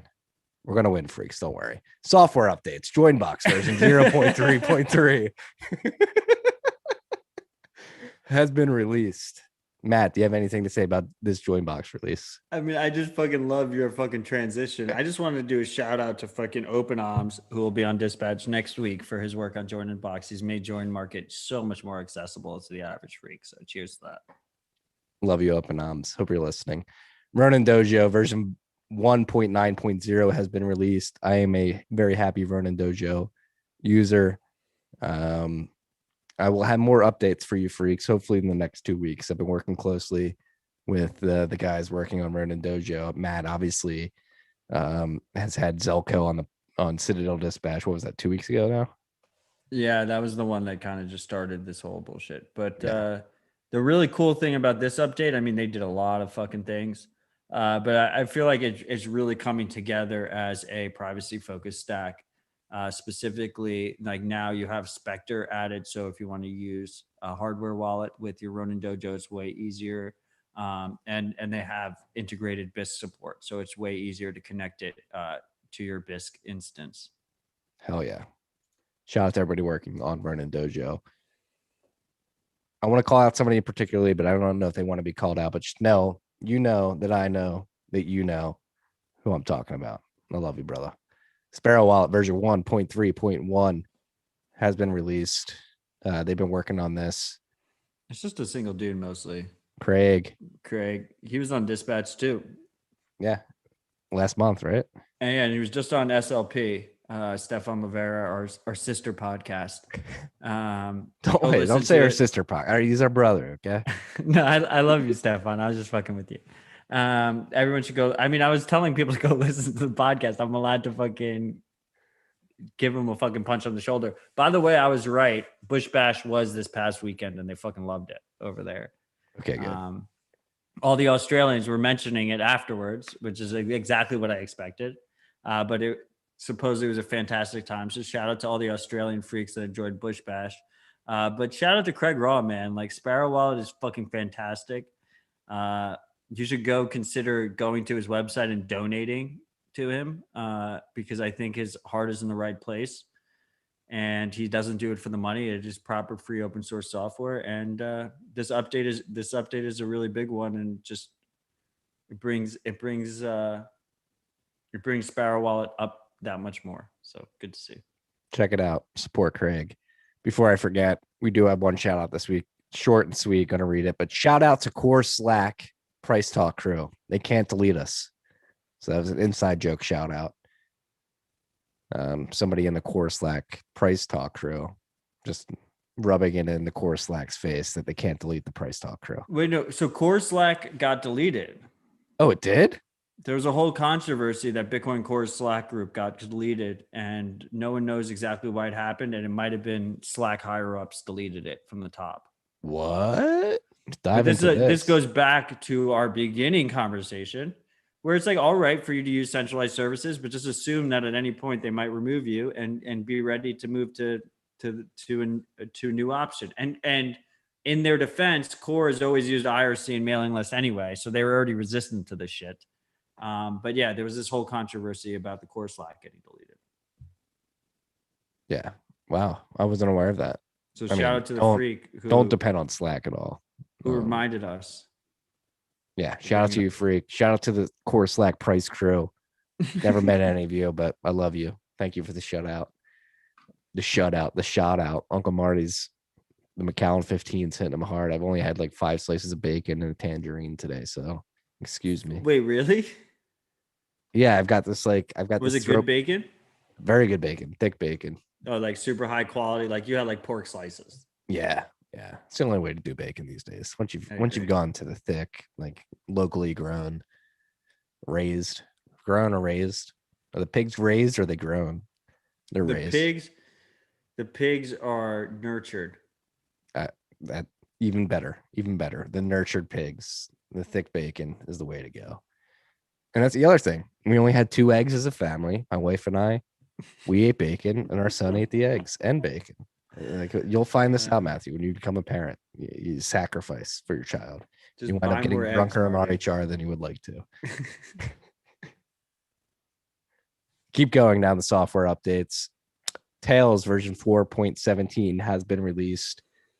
Reliability improvements to automatic upgrades or anything about Tor V3 here? Or No, they have literally just completely ignored those ongoing Tor attacks. I'm telling you, man, it's just like it's the weirdest culture. It's the it's not. I don't want to throw them in the shitcoin boat because that's too fucked up.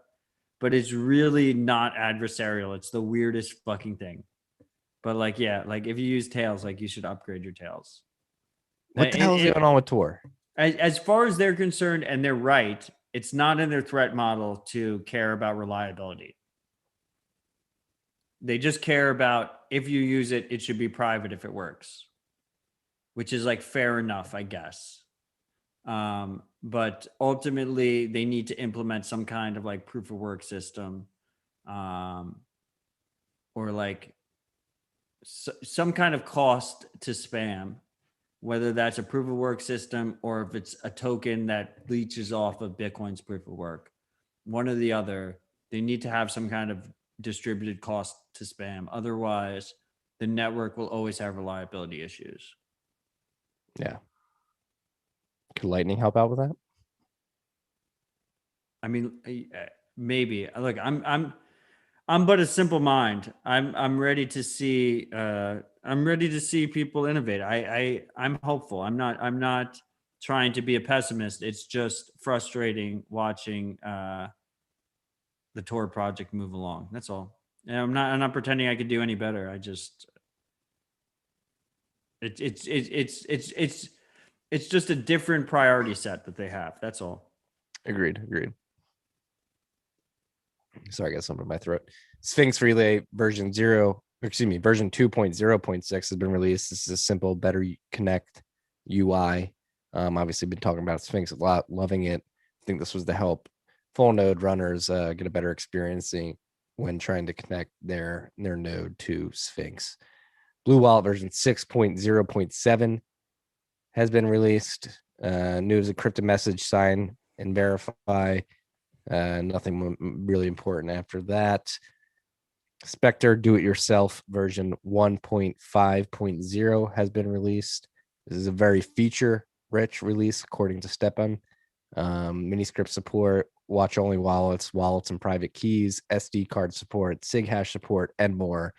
And word to anybody who's writing their release notes for RHR, which you should never be doing, but Stepan's first sentence in this release note is the way I love it. Just give us the gist in the first sentence and describe everything in more detail after that. Thank you, Stepan.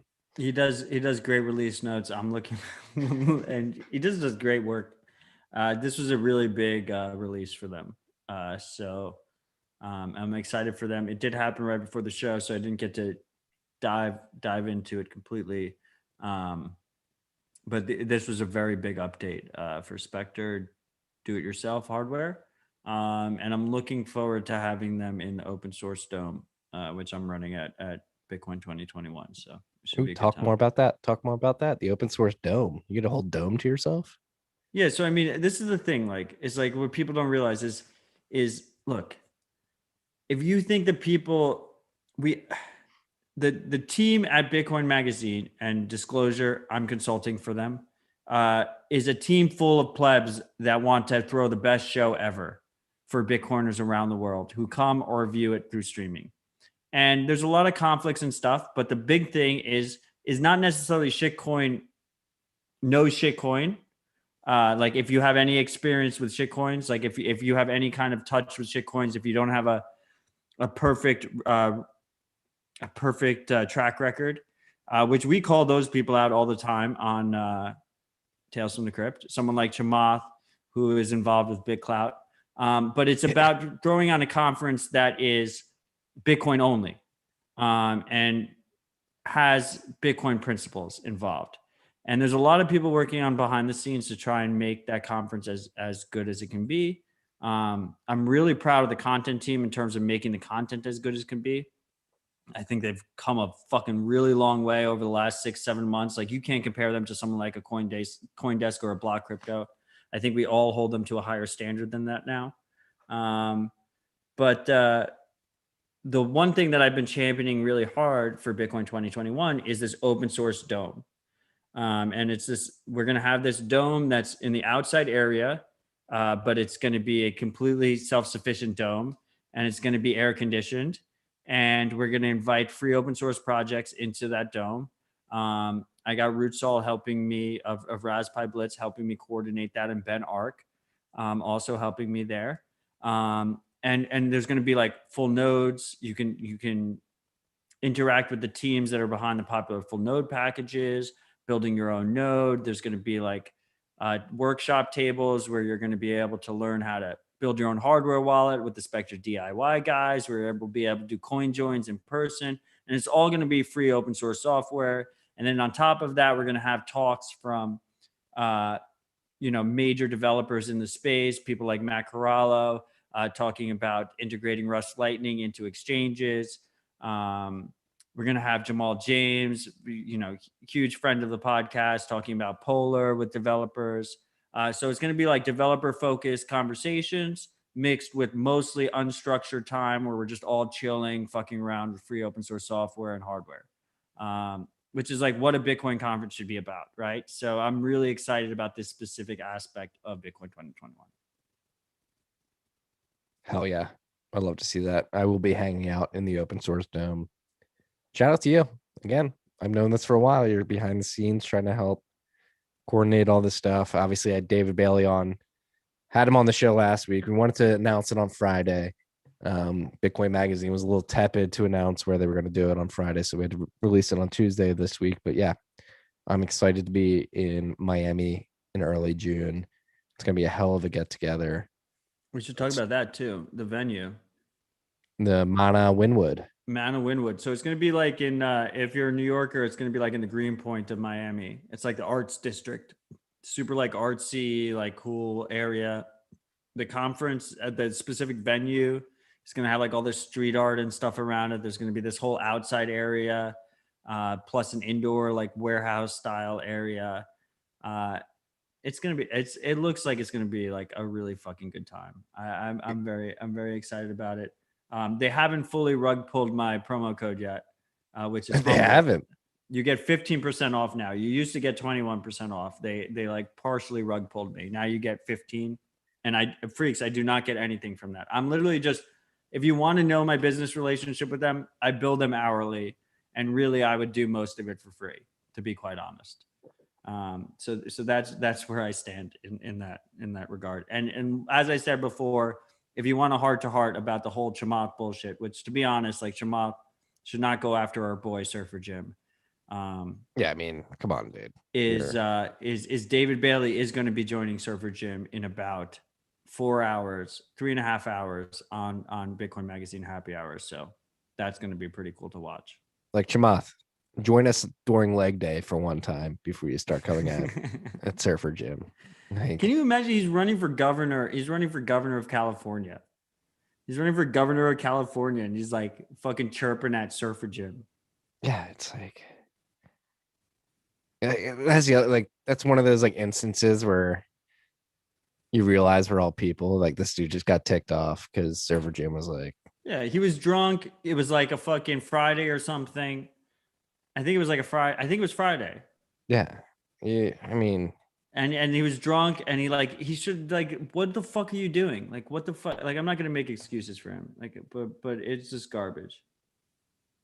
Yeah, it's like that's the other thing. Like, show some class. Like, why do you need to flex with wealth?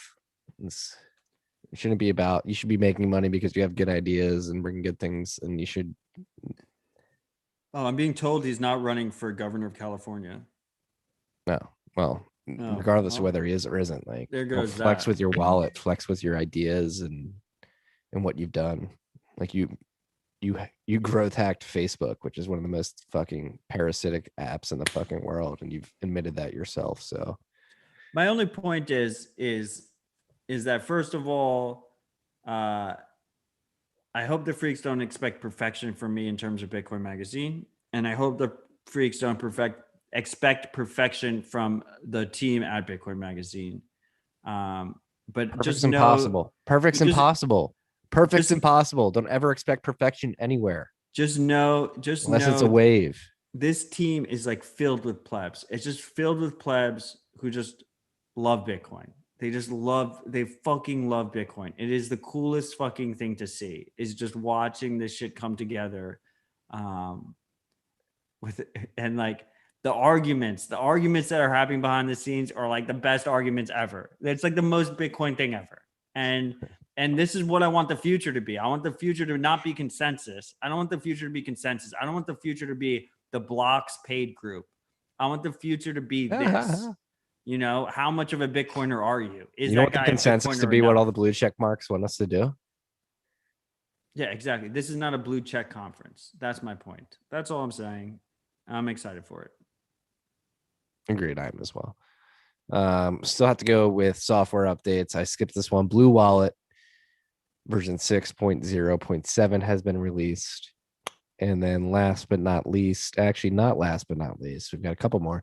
Easy Node. This is new. Simple, pruning friendly setup for personal Bitcoin full node. I will read the release notes for this because they're pretty short, but since it's a new software that we're updating here, is again a simple pruning friendly setup for personal Bitcoin full node, Docker based, single container package featuring Bitcoin Core, Electrum server, BTC RPC Explorer, Spectre desktop, and secure remote access using Tor Onion, SSH tunnels, or SSL. So why would you use Easy Node? Simple one command setup, lightweight, only 120 megabytes of Docker image needed. Pruning friendly, requires less than 5 gigabytes of storage. Suitable for dedicated box, but doesn't require one. It supports Linux, Mac OS, Windows, and ARM version 7 and 8. ARM. ARM, my bad. Well, I don't trust you on the ARM stuff anymore. Like, what did you get wrong? What did you get wrong? What was it? NYDIG. NYDIG. It's NYDIG. It's I said ARM it. You though. corrected me. It's ARM. You know, well, they were wrong to name their company that pronunciation. So that's just on them. I'm sorry, Ross Stevens. Like you chose the wrong pronunciation of the name of your company. Yeah, you heard it here first. But shout out to Sheshak, fucking legend, who came up with this as well. And this also landed right before we went on air. So I haven't really got to dive into it. But on the surface, it seems like exactly what we want, right? Like this is fucking Yeah. fantastic. And Seshik's the guy who created the Electrum plugin, correct? Yeah. Bitcoin Bitcoin Wallet wallet. Tracker, Yeah. BWT. Yeah, BWT. Yeah. Shout out Seshik. Thank you for making this easy full node software. Keep on bringing it. Test release for CoinSwap state chain implementation is pretty big. We talked about this. We've had Thomas Tavarathan on the podcast before talking about the Mercury coin swaps. They've released a state chain implementation. They're ready to have it tested out. We're going to link to this blog post in the show notes. If you guys are developers, if you're willing and able testers that want to test this out, they're looking for testers. Well, as long as you have testnet Bitcoin, you can test this out. This is using Bitcoin's testnet. It's their own testnet using Bitcoin's testnet. And the idea is that we can do coin swaps on their state chain, and then there's no there's nothing that shows on our own chain. So you add additional privacy to it, and the negative, because there's always a trade-off, is that the person you're swapping with if they collude with the coordinator of the state chain, they could take your money. That's the trust model. I think it's a relatively reasonable trust model if privacy is the goal. So this is a really great thing to see come along. Shout out to the Mercury team. Shout out to Chris Belcher for working on coin swaps. Shout out to everybody pushing Bitcoin privacy forward. Speaking of that, BISC, they had a meeting on moving to layer 2 networks. They're thinking about Lightning and Liquid, correct? Yeah, I mean, they're getting absolutely massacred on-chain fees. An average BISC transaction is a much larger transaction because it's a multi-sig transaction. And then on top of that, they have the BSQ token, which is built into their whole mechanism. That is a colored coin on Bitcoin. So they're exposed to on-chain Bitcoin fees twice fold. So they're really feeling the Catan effect. That's what we're going to call it from now on, the Catan effect of rising fees. They're experiencing that very hard, and they're working towards moving to layer 2, whether that is Liquid, which is much easier for them to implement. They already have Liquid BTC on BISC. It's a relatively easy implementation for them. Or RGB, which is Lightning's version of tokens. It's technically a third layer, right? RGB, dude, is growing super quickly. Like they've been dropping things left and right, and I want to talk about it, but I just don't know what the fuck's going on, to be honest. This is like our next tag team interview when you get somebody from RGB. Can we do a tag team on this one? Like we get Olga or something? Yeah, we need to do that. Because I have no idea really what's going on, and I really need someone. Should we get Giacomo on? Should we do it with Giacomo? I'm down. Let's do it. But we need like a deep dive in RGB because honestly, people are sleeping on this stuff. People are sleeping. That's what I love about it, though. People are sleeping on Lightning, and then like you have a layer above Lightning with RGB. People are sleeping on that as well. Let's do that because it's been a long time for a tag team. I think it'd be a fun one. Let's tag team it. We're gonna tag team it. New Liquid wallet, sideswap.io. Dude, this is fucking sick. I tried it. It's dope. All right. Why is it dope? Sideswap. Because this is exactly what you want, a Liquid wallet. Okay. So I've been trying to get more. Did you see that I said there's only 200 people that use? Oh, you did because you responded to me. I said there was only 200 people that use both Liquid and Lightning. And you're like, there's all these freaks that are using Lightning. And I was like, but did they use Liquid? And you're like, oh, I see what you're saying. And then I had a bunch of people reach out. They're like, oh, they use Liquid. I was like, did they use Lightning? And they're like, oh, I see what you're saying. So then Mario Gibney, I'm pretty sure he works for Blockstream, tweeted out a poll. And Blockstream fucking maintains Liquid. So like the majority of his followers should use Liquid. I retweeted it. Like the key demographics that should be using Liquid and Lightning are all hit in this Twitter poll. I'm not saying the Twitter polls are supposed to be definitive, but only 140 people said they use both. Okay. So I think it's interesting that all these people have opinions on how Liquid and Lightning unfold here and haven't used both. So I think Liquid, like, it's funny that people say that it's going to be an exchange to exchange tool or a trader tool, because I think exchange to exchange arbitrage is mostly going to be handled by private Lightning channels. And I actually think that P2P Liquid makes more sense to me because the trust model is you have to trust the federation. But after that, using Liquid in a self-custody manner, if you agree that a federation is self-custody, which I understand like 6102 and won't agree with that. And I also kind of understand that it's like self-custodial. I'm doing air quotes over here. It's very interesting from a P2P angle because you can do it very easily on mobile. You don't need to be always online. You don't need to have someone providing liquidity to you. So there's definitely some uses there, and they have confidential transactions. They have confidential assets. So if you send an NFT of one of Samson Mao's ships in his video game, or if you send Bitcoin, you can actually coin join the two of them together and no one would know because they don't know what assets being sent, or someone with Tether. So someone could have Tether, someone could have Samson Mao's Infinite Fleet ship, and someone could have Bitcoin, and you can coin join all of them together. No one would have any fucking idea. So what I want to see is more consumer level Liquid products. And SideSwap is a very interesting mobile app that's available on both iPhone and Android. And it has the two key elements. It allows you to send on Liquid and use Liquid assets or whatever you want to fucking do on Liquid. But it also has built in just a very simple swap tool that you can peg in and peg out of Liquid. So you can just send in Bitcoin and they'll give you the equivalent of Liquid Bitcoin, and then you can do whatever the fuck you want with the Liquid Bitcoin after that. And you can send Liquid Bitcoin and it'll send out Bitcoin. So I think it's a very clean interface, and that's the main pain point, right? The main pain point is how do you switch between the two layers? Yeah. No, and I completely agree there. There aren't enough people I've used both, myself included. I'm very heavily in the Lightning. Like I've used Lightning far more than I've used Liquid. I'm And very there's like these partial weird towards that. cypherpunk type people in Blockstream that have used Liquid way more than they've used Lightning. They barely Yeah. use Lightning. Like Grubles, like I Grubles, respect the man. fuck out of Grubles, get Grubles. on it, bro. I respect the fuck out of Grubles, but he was asking questions on Twitter the other day, which all questions are fair questions. He was asking questions on Twitter the other day like he hadn't really dove deep into Lightning, right? Yeah. And I think there's a lot of people like that. Like, so we have like the highly technical people over at Blockstream that haven't really played with it. And then we have the opposite Which is is weird, 'cause they- overwhelmingly true. Most people that played with Lightning haven't played with like Liquid yet.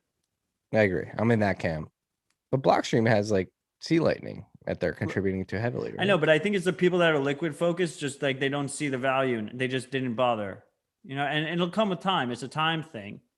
But I really do think that there's been a missed opportunity so far in that Liquid can be way more useful at a consumer level, while the focus has been more at a trader level. Yeah. And honestly, I really think, especially after speaking to Jack Mallers multiple times, that private Lightning network makes way more sense on the trader level.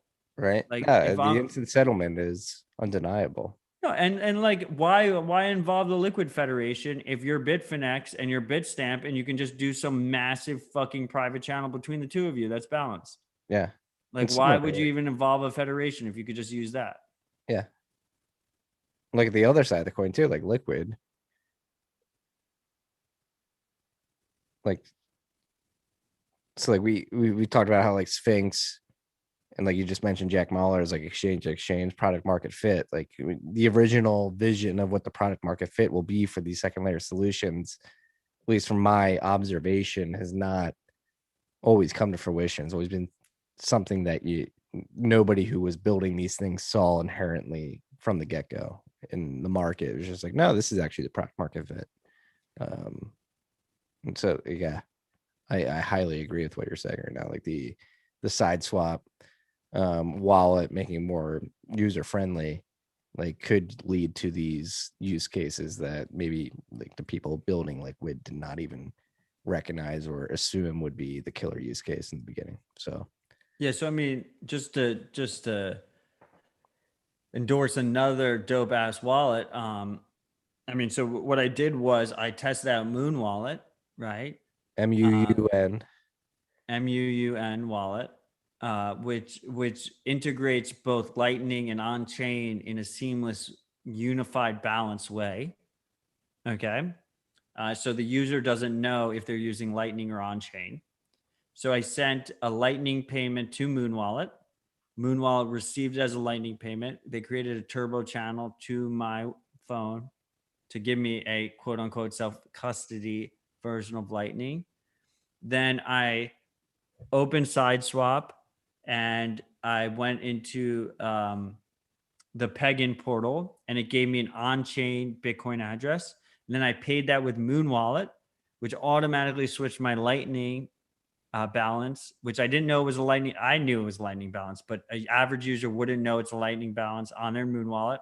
Sent it to SideSwap, and then it automatically either like looped me out. I don't know what the fuck they're doing behind the scenes, but they looped me out, and then they paid the on-chain address at SideSwap, which switched it into LBTC.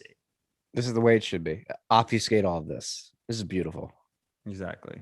It's coming, freaks. That user flow is the way it should be. It's the way it should be. It's happening. It's happening, freaks. It's here. It's the way it should be, and it's here. We've got 2 more topics. Penultimate topic is Indian government requiring Bitcoin disclosures from companies.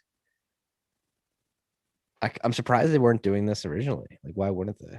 Dude, they're just like it is not Are these fudge. all companies or like publicly traded companies? All companies, publicly traded companies already have to disclose. Yeah, that's what it was like. I was like, why is this big? They're saying like a random small Bodega. random small business in Mumbai needs to now disclose as of April 1st, needs to disclose. They're getting ready. Like people think this is like China FUD all over again. Like, no, guys, like the second most populous country in the world that has over 1 billion people is about to crack down on freedom money because they're anti-freedom. And we need to have tools available to those people who don't have computers so that they can access this global monetary network. And the time is now. The time isn't tomorrow. The time isn't yesterday. The day after that. The time is fucking now. Yeah, I completely agree. Shout out to all of our Indian freaks out there who are being terrorized by the Modi regime. They already took away smaller denominations of cash from you, or larger denominations. Forget exactly which, but they took away certain denominations of cash. They're trying to cattle herd you into this biometric monetary system. It's fucked. It's completely fucked. Now they're trying to force small businesses, to reveal their Bitcoin stash.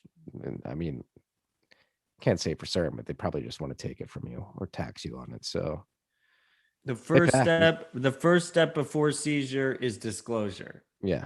Get you to disclose it. And then once you disclose it, they fucking take it. It's the playbook. It's a very simple playbook. It makes a lot of fucking sense. Just run through the principles yourself. Yeah. Try your hardest not to. I mean, try your hardest to not give up your sats. Fuck, these people are evil, man. They're evil. They're evil. Modi, Macron, Justin Trudeau, Joe Biden, Donald Trump, whoever it may be. We don't need them anymore. We can walk away from them. I would be very confident in saying there's 7.99 billion people on Earth who actually like understand that most people are the same, and they just want family, health, housing, food, comfort. And yet there's a very select few that fuck it up for the rest of us. And they control the media, they control the governments, they control everything, and they try to force us into this digital panopticon. Don't let them, freaks. Do not let them. Last but not least, Citadel 21 Volume 10 has been released. A magazine. It's pretty dope. A lot of good content. Who we got this? We got Pirate Beach Bum, our boy. Dim Zion has a few articles. Bitcoin Labrador. Carlos Zargas. Bitcoin Labrador, the revolutionary behind the porn meme. Stop watching porn, freaks. Yeah, but you have to admit that the porn memes are hilarious. What are the porn memes? You haven't seen the porn memes? Like no. When the mempool clears and like she's like orgasming. It's fucking hilarious, bro. You fucking revolutionized it. In spite of you. How Bitcoin fixes me. That's his article on this issue of Citadel 21. God. Yeah, but Citadel 21 is great. All the freaks should check it out and consider buying a physical copy. Yeah, get your physical copies while you can. Don't send it to your home, though. Don't send it to your home. P.O. Box that shit. And use CoinJoin before you pay them. Agreed. Or pay with Lightning. But then use CoinJoin outputs to create the channel. Matt, I can't see you anywhere. I don't know where my Zoom is. Oh, there it is. But the freaks can still see me. Yeah, I'm sufficiently drunk. I can tell. So I have a couple topics that aren't on the list that I want to talk about. All right, let's go. Okay, the first one is our boy Alex Bosworth, famously known for the Boss score that rates Lightning nodes. That supposedly stands for balance of Satoshis. Had a tweet out today that is interesting that I really enjoyed. That Lightning Network tramples on the bullshit anti-libertarian meme of who will build the roads, because we're building the roads based on capitalistic fee pressure. I like that. It's a cool framing, right? I do like that a lot. That like we're building the Lightning Network roads based on who will pay fees and people trying to get those fees. Yeah. If you want to go past this road, are you willing to pay the fees, and are the fees worth it to make it so that you can go to your job and make money beyond what you paid? I like that a lot. Really cool concept, and I like that framing. The second thing is there was another Taproot dev meeting. I think this is number 3, about speedy trial, and now it seems like they want to speed up the trial even more. Consensus fell on doing 3 months for signaling, which we were already at the case of. But then after that signaling is done, only 3 months after that for activation, rather than 6 months, which was the previous speedy trial activation, which would nestle us at Taproot activation well in front of me and Marty's bet. And Marty would win the bet, and I will have to pay HRF 1 million sats. Yeah. Jeremy Root is that the Jeremy on the Bitcoin dev list? Is that Jeremy Rubin? Yes. Yeah, he put notes out 2 days ago. So go check it out. Yeah. Like So I would love to see that, first off. I would love to see that. I'm glad that my 1 million sats provided an incentive for them to speed it up. And we'll see how that progresses, and we will track that here at Tales from the Crypt. It looks like they're waiting for Rusty Russell to retract his knack. Well, the funny thing is Rusty's on the record for disagreeing with number go up at like $7,000. So yeah, well, Rusty Russell also runs that like things Bitcoiner said Twitter account. Yeah, Bitcoiner said. I respect his work. He's a big blocker. I don't know, Rusty. But stop hating on the number go up. Number go up is good. You know, it's funny that a Lightning developer would say that, while number go up is like the best thing that's happened to Lightning Network in a while. Yeah. And then last but not least, I put a tweet out today asking for the best conspiracy theories about the Suez Canal. Oh, man. We have this thing is fucking blocked up right now. And I got some inside info on this. 1 second, Marty. There's like a couple different angles here as Bitcoiners. I mean, obviously it affects the macroeconomic trade. I think it affects Bitcoin on a macro level. And I think ultimately here is a perfect example of the concerns of having centralized parties involved with global trade. And I mean, and the Suez Canal is a perfect example that you have this centralized artery of global trade that if it gets blocked up, like all of a sudden everything gets blocked. Yeah. Yeah. How insane is this? Like one big ass fucking freight shipping container ship gets stuck in the Suez Canal. I saw something like any ship that had to reroute around Africa had to pay like $300,000 in fuel cost alone. Well, they're trying to like decide, right? Like, do I wait or do I go around? Right? Like that's what every single ship that's in the position there is deciding. And there's a media blackout. So I've got somebody in my DMs giving me like some good sources. So apparently like the Suez Canal, the people running it, send instructions to media outlets prohibiting publishing anything that is not official, prohibiting publishing any pictures of ship traffic congestion. So I don't know if that's like the local Egyptian. Well, yeah, it's the Egyptians. Government like not wanting like to look like Egypt in the global media or. Egypt, the majority of their revenue, it's like their biggest natural resource is the Suez Canal. They have a law on the books that says if you sabotage. So like, I mean, the first thought in my mind, right? I'm an adversarial thinker, right? Is like, this was intentional, right? Right. And so I found out after the fact that if you're caught sabotaging the Suez Canal in Egypt, death penalty. Like they take this shit very seriously. It is their bread and butter. It's crazy.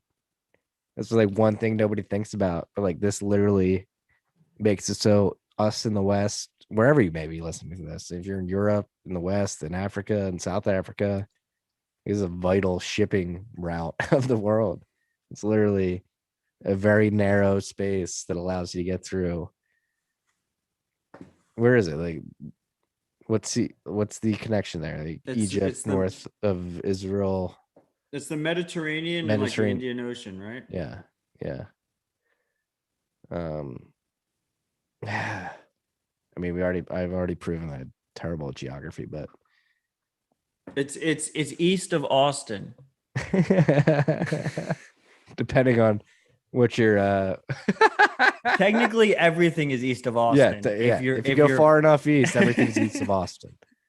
No, but it's crazy. It's like one thing you don't think about. Like, it's fucking Red ships. Sea. The freaks corrected me. It's Red Sea. I said The Red Indian Sea. Ocean. Yeah. But it's like the Red Sea is the little sea there, and then I mean whatever. Like it's all the water's connected. It's semantics. Yeah, but it's like something you don't think about. Something you take for granted. Like, just the ship could get literally positioned in the wrong degree within that canal and Dude, fuck up global shipping. I'm super sketched out by it. I think like I feel like something's up. I feel like Right? it's too first of all not covered that much, and it just feels like if I wanted to be like an evil mastermind, like this is what I would do. This is the thing I would do. Congest the Suez Canal. It's way above the normie mindset. Like the normie mindset's like, the Bitcoiners hate the environment, yada, yada, yada, you know, like, but it's the idea of the Suez Canal is like so above the normie mindset and so easy to do this thing. Like they have such good plausible deniability. They're like, oh, it's the wind and user error and shit. It's stuck in the mud. I think our boy Joe Weisenthal had the best tweet about it, like looking at the aerial. Journal explaining. Well, he was just like, why don't you just put a tugboat in the front and one in the back and just have it go in opposite directions? Like, it seems that simple. Dude, it's bigger than this fucking ship is bigger than the Empire State Building. What? Yeah, it's longer than the Empire State Building. Like Joe was fucking like it was a very good Joe troll tweet. Right. It was like everyone's like, oh, why don't you just like fucking blow it up or use why don't you just put a tugboat on both sides and just pull? Supposedly, like, look, I'm telling you, Egypt is taking this very seriously. As they this should is like be. Worst case scenario for them. They don't want this shit to happen. Yeah. Now to get my source. Yeah, he's like, we're not seeing everything we potentially could be seeing. There's a media blackout. It's crazy. There's something to me. All my alarm bells are ringing. That's all I can say for the freaks. I think this is something that we should keep track of and we should pay attention to, and the freaks should pay attention. Well, how long can it go on? Like, how long can this fucking ship be? Now they're saying weeks, and what? the thing is, look, Marty, like if ships are deciding to go around the Horn of Africa, they're deciding that it's going to be weeks. That's what the conclusion is, right?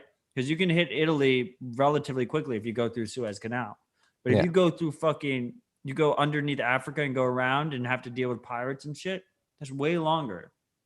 Like significantly longer. You're talking weeks, as you said. Fuck, man.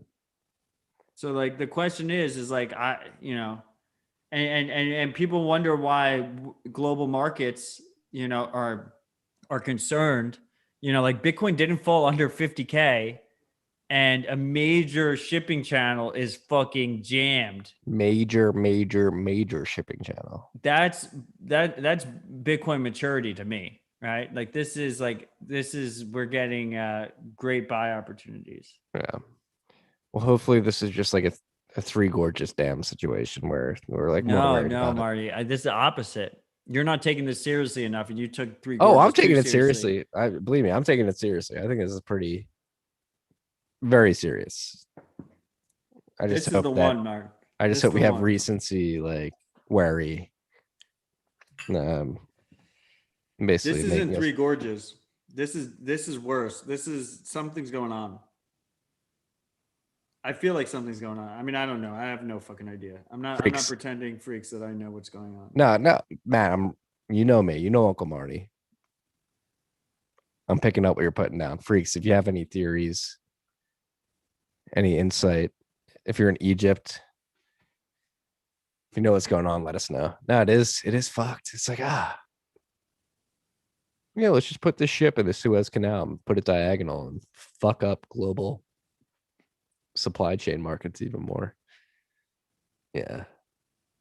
All right. Is that all we got this week? Is that all we got this week? We just have a global shipping channel, just completely. I mean, look, I think the Taproot stuff is dope. I'm glad that Taproot is moving along. I'm glad that I was caught a little bit off guard by that. And then the other thing, I mean, we kind of just said it in passing. And like, I don't want to be completely cheerleader about Jack. I mean, I believe he's a freak, and I hope he's a freak, and that's pretty fucking cool. But you know, Twitter has major censorship issues. But all that said, it's pretty fucking badass that he did a congressional hearing in his kitchen, apparently.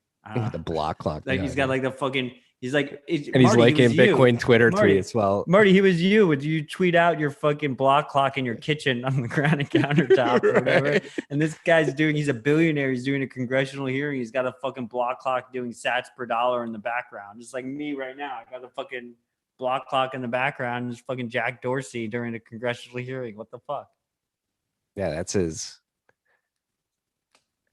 I think that's a signal, you know, liking Bitcoin Twitter tweets. Yeah, I guess we can end it on that. Get your block clocks. If you're in Egypt and you can get some shovels, get to that fucking canal and start digging that ship out. It seems like it needs all the help it can get. It's pretty integral. Tweet. Why doesn't like one of the 150 ships that's waiting just ram it? Right. Just literally ram it. And you ram it, and you get two going parallel inside, and they get stuck. I think shovels may be the answer. That's one of the. I love you, freaks. I love all y'all. Let's fight for freedom. Fight for freedom. You guys all make it worth it, honestly. Like, I wake up in the morning, just what the fuck are we doing here? You know, we're trying to make the world a better place, and at the same time, we get the advantage of getting rich in the process, which doesn't fucking hurt. It doesn't hurt at all. No. I appreciate you all. I'm grateful for you all. Stay humble, stack sats. Peace and love. Love all y'all.